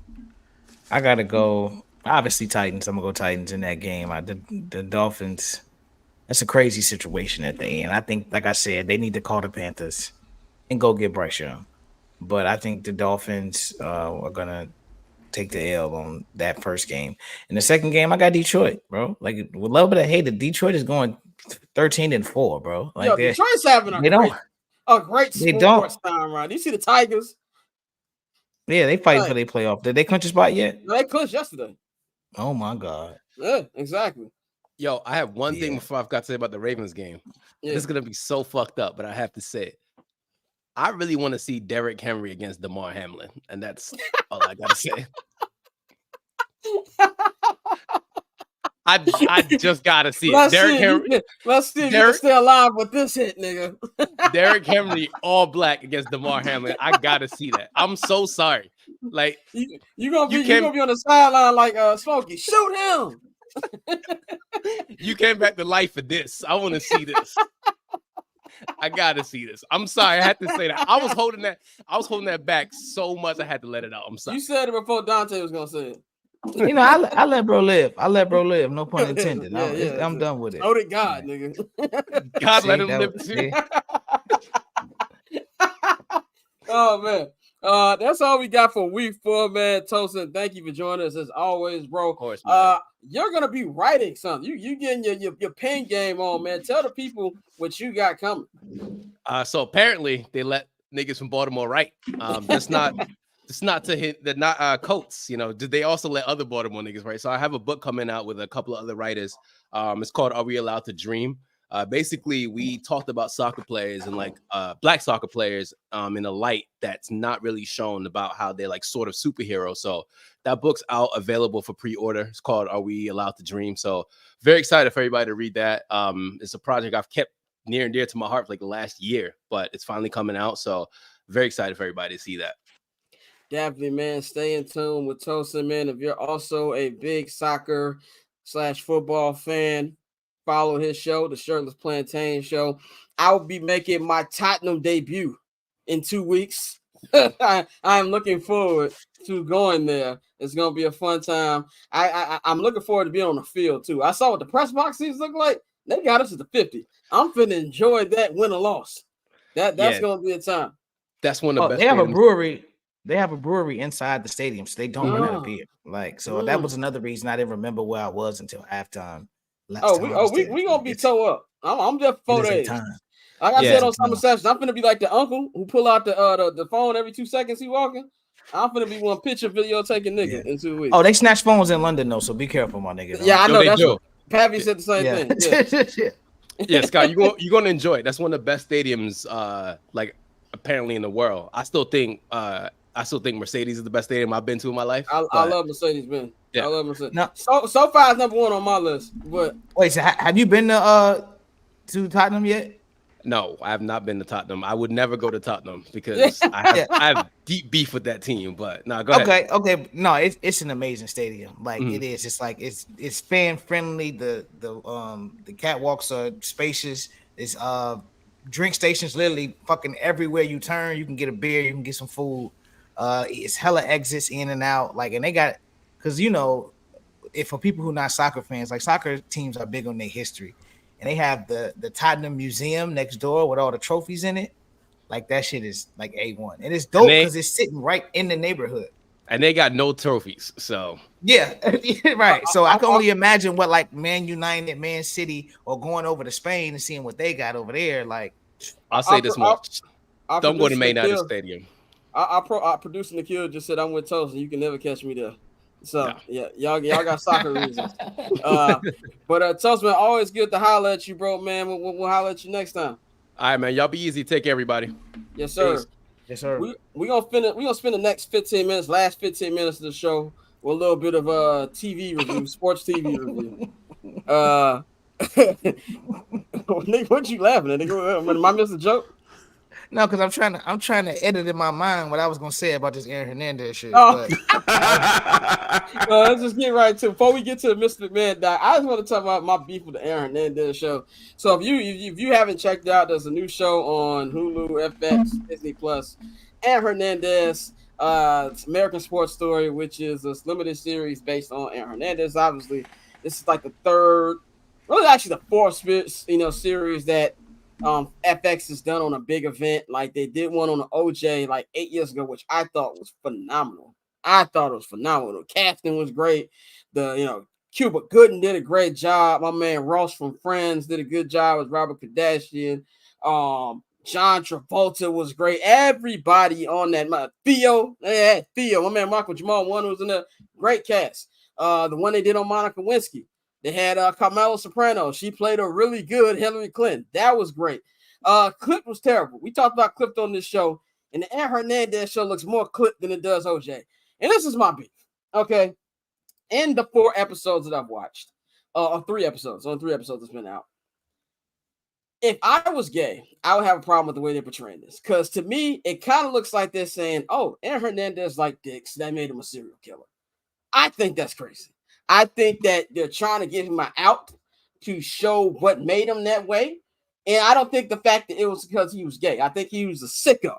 That's why he was a serial killer and killed multiple people. At first, I thought that was just a 2-episode type thing. And the 3rd episode, that's what the whole thing was about. It was called Pray the Gay Away. That was the name of the episode where he went to church with Tebow. And, he's having this. And I feel like they're spending way too much time on that. And they're trying to make it sympathetic to the fact that, oh, well, he was abused and he was gay. And of course he's going to go out and kill people. I think that's just wildly irresponsible. I think that the casting is terrible. They just grabbed whatever white nigga on the corner to play Urban Meyer. I don't know who they took. Who's the skinny dude playing Cam Newton? Like they're like, hey, that's hilarious. You were Craft Services. Come play Cam Newton. And like they took the dude who does the lights on the Fox lot and like you gonna play Tim Tebow. It's terrible. They got I think 4 or 5 episodes left. I'm gonna continue to watch the whole thing. Maybe it gets better, but I just don't like what I've seen so far. Dante, what you think about what you've seen so far from this show? Yeah, I agree with everything you said, and really, like you said, back to the whole him being gay thing. One thing I don't like is when we comment on people's private lives after they dead. It's the same thing people did with Whitney Houston. They do it with Luther Vandross. It's like if they're not here to speak on that subject, I don't think it's really fair to even bring it up, true or false. And with this, like you said, the show has just been outrageous, like from the jump. And it's like, don't frame all of the nut shit he did around the fact that he had to suppress who he was for the sake of this macho sport he was playing. So like the way it's been set up, and people who've watched Cinema with the Guys, shit, we did a full season of Euphoria, so it's not no homophobic shit we saying. Like we're just based on what we've seen. It's like, nah, bro, you could have kept this. So for them to go from OJ to the Monica Lewinsky to Clip to this, it's definitely going downhill. Definitely. Man, you got anything? I agree with everything that y'all said, man. It just feels like they're trying to humanize him, but disrespect his potential sexuality and others as well. It just seems nasty, and not very well done. So this was tough.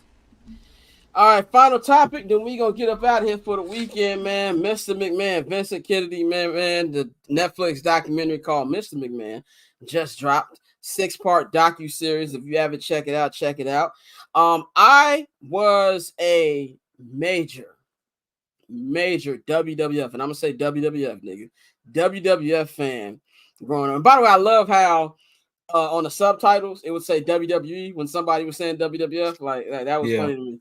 But I was a massive fan from like 97 to about 2004. 2004 came, and you know, I succumbed to the nigga, you lame, you watching wrestling thing, and also because Stone Cold and The Rock left, so that was also a reason I left. But I thought the documentary was amazing, and when it originally got announced with the trailer, I didn't know if it would be not telling the truth because Vince was on it. But then when I saw that Vince was trying to get it not to air, I was like, oh yeah, we getting some good stuff coming. And what I loved about it, it was a great balance, because I feel sometimes when it comes to people who've gotten in trouble with the law because of dastardly things they've done, I feel like sometimes we ignore the things they did in their field. And I kind of feel like that's unfair. I think you can have a conversation, say, oh, Diddy's a sicko and Diddy should be under the jail, without giving him respect for his contributions to just the hip hop genre. I think that's unfair. And I think they did a good job of giving Vince his love of what he did to make wrestling what it is today. But I also feel like, let you know, don't get it messed up. He's a sicko and he needs to be in jail. And I love how they put, this is filmed before this time. This film this time. They had everybody on there.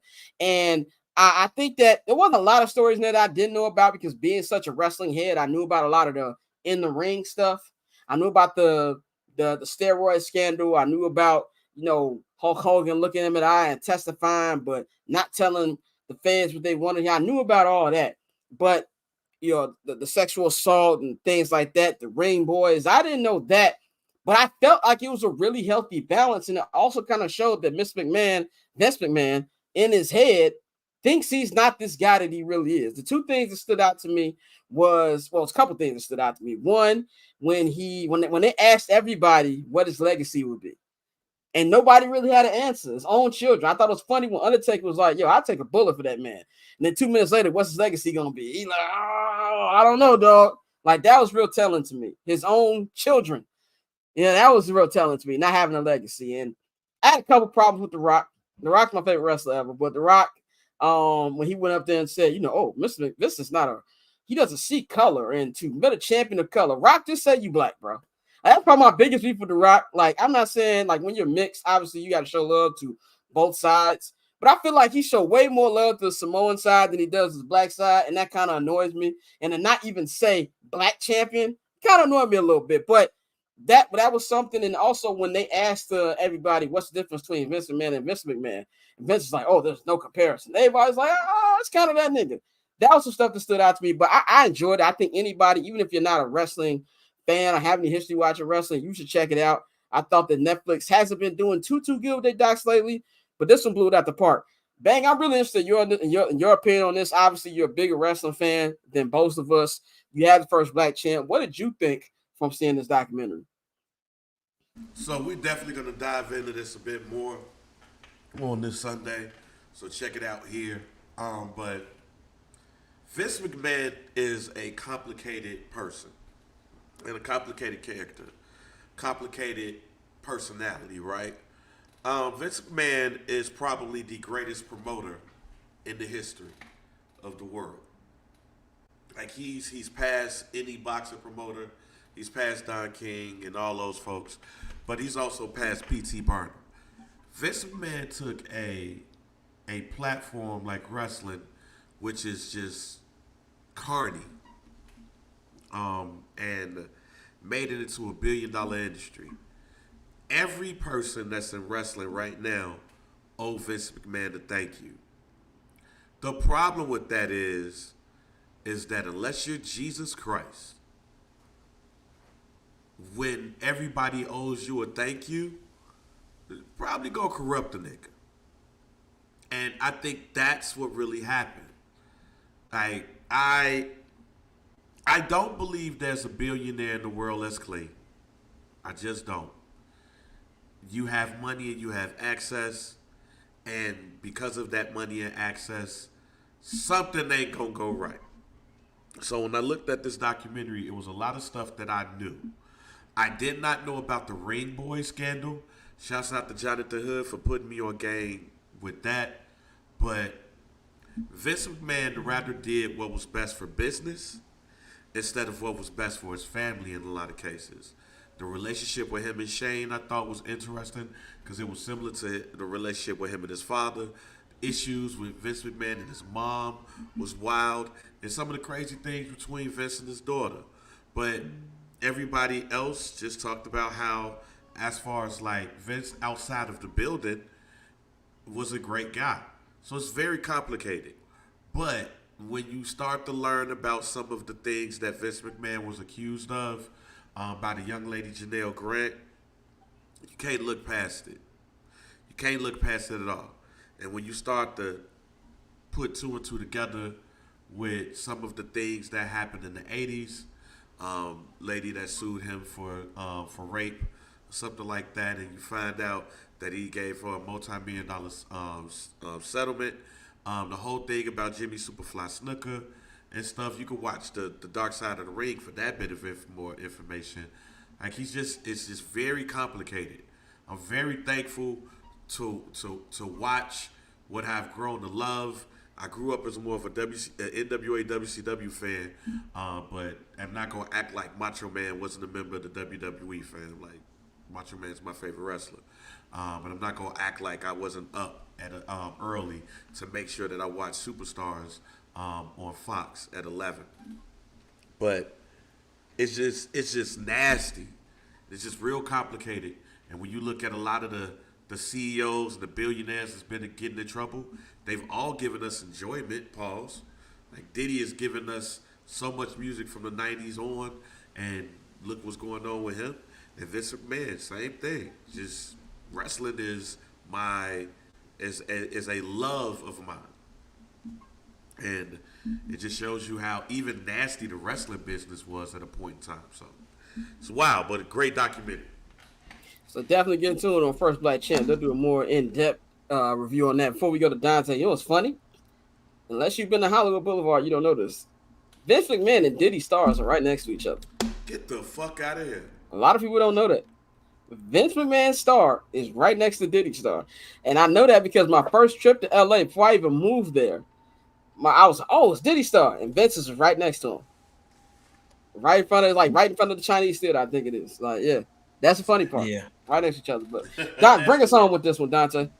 Yeah, no, it was a great documentary. And I think kind of the Banks point about, a clean billionaire. I think with Vince McMahon, his fatal flaw was, outside of being a rapist, was the fact that he put business above all. Like, it didn't matter how uncomfortable. Once he realized, especially getting into the terminology of wrestling, and knowing what a heel is, knowing what a baby face is, knowing, how heat is not necessarily a bad thing, Vince was able to lean into that and always move the needle. He's always been someone who can get just provoke responses from people, and that's something that he was great at. And as he gained more and more power, he abused that power. And I think a lot of it was really telling and kind of creepy how he would say shit throughout, where it's like, sometimes you gotta cheat to win, but you just gotta win. Like, I win, so I don't care. Like, he was just so nonchalant with the fact that, yes, I abuse my power. Yes, I do all of these things. And I don't care how you feel about it, because it's gotten me this great success. And you have a lot of older white men in America who feel that way. And so, seeing that on display throughout the documentary was crazy. I'm more like Scott than JR in the sense that I was a big wrestling fan as a shorty. And then recently, because my homies still watch it, I picked it back up a little bit. But I've been really more so watching the documentaries and the Dark Side of the Rings. And when you compile all that information and realize how much bullshit has gone on under Vince McMahon's watch, but he's let it slide for the name of business, and nothing, kind of like how we say with the NFL, nothing's bigger than the shield. Yeah. Vince McMahon there's never been anything bigger than the business of wrestling. Like, that is his life. That is his everything, to the point where the storylines were insane with his family. Like Orlando, you mentioned they didn't mention Macho Man. I really think that gave me even more belief to the rumors about the Stephanie McMahon shit, and that's why they didn't mention it. They didn't mention Macho Man at all. So, like you said, to mention Chris Benoit, but you couldn't mention Macho Man, to show Owen Hart's blood still in the ring while you made them keep wrestling after he fell out of the rafters. Like, Vince was, and even his explanation of that was so fucking cold-blooded. He was like, he said, well, the lights were off. They didn't really see it. It's like, what? like the man's blood is in the ring. His friends like walking into the ring, like shocked watching this, and you like, nah, bro, the show got to go on. Like roll them past the wrestlers, like go, keep going, let's rock. So I mean, he was a cutthroat businessman, and unfortunately, that's something that's been praised in the capitalist society. And he's always been seen as the alpha male, even though he was sitting there loading himself up with steroids and all type of other shit. So I mean, his legacy, like you said, he falls into that same category of all the disgraced superstars we've seen from our past. The Cosbys, the what's the other white buddy who in jail? Weinstein, all of these people, Russell Simmons, all these people, like he falls into their category. Like, not to be corny, but like Uncle Ben said, with great power comes great responsibility. And most of these dudes have abused that power. They haven't done the right thing. So it's fucked up, but that is who he is. I'll say from a succession comparison, one thing I peeped out to me, Shane McMahon is definitely Kilroy, and Shiv is Stephanie, and Tom is Triple H. 100%. 100%. Like when you could hear the pain in his voice that he did not get the WWE, and I felt bad for Shane, bro. I really did, because I fuck with Shane McMahon. Tony Atlas like Shane nice. You can't run a company when you nice. Yep, and they was like, Shane nice, Stephanie is not nice. Like, and you could peep that with Stephanie, the way she talks and when she's doing interviews, and how she'll flip that switch real quick when they're talking about the business side, just like her daddy. She's like, no, there's nothing bigger than the business. Like when they asked her about those storylines involving her, she said, I know, but I'm not gonna tell you. Triple H also had that look like, nigga, y'all have no idea what family I'm married into. Like, like Triple H like, nigga, there's so much I can say.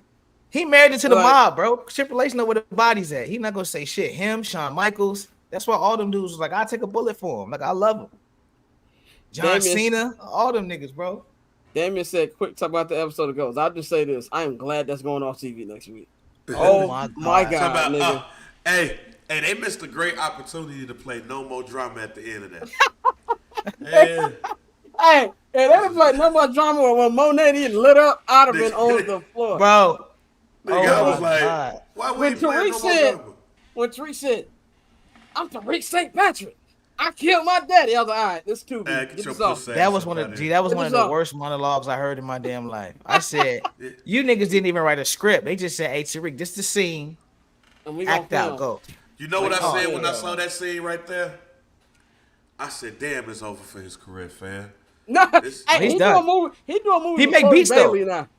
He make beats too. That's he's gonna have to continue. He's making beats and he's doing Hallmark movies with Chloe Bailey. It's a wrap, my nigga. That's a wrap, my G. Nigga, Ghost can't even find a job right now. When the last time you seen Amari Hartwood on TV?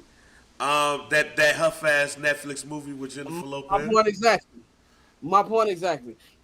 That's all we got for y'all today. I'm not gonna hold you. Shout out to Tosin for joining us. Shout out to everybody for watching. A lot of people in the chat. A lot of people watching on Instagram. We got our first super chat today. Shout out to Kobe. We'll be back on Monday. Big show on Monday. Hopefully, we're talking about a Bears win. I don't want to be yelling from the top of my lungs for an hour and a half in a local hour. So hopefully, we're talking about a Bears win. We're gonna be having baseball talk.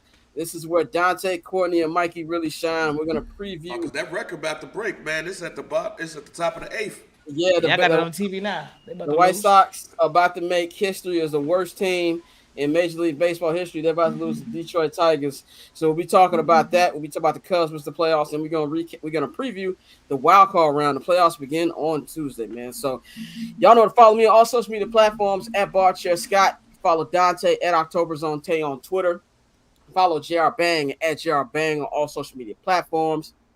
Follow our partners, HMB Media at HMB Media TV on Twitter and HMB Media on Instagram. Subscribe to the Patreon, patreon.com/Barbershop Network. If you watch this in front of a screen, man, you can take your phone up to the screen right now. It'll take you right to the QR code. If you subscribe to the $10 tier, you will get a 25% off discount on anything you purchase from the Barbershop Network shop. And you can visit that shop right now at bcnetshop.com.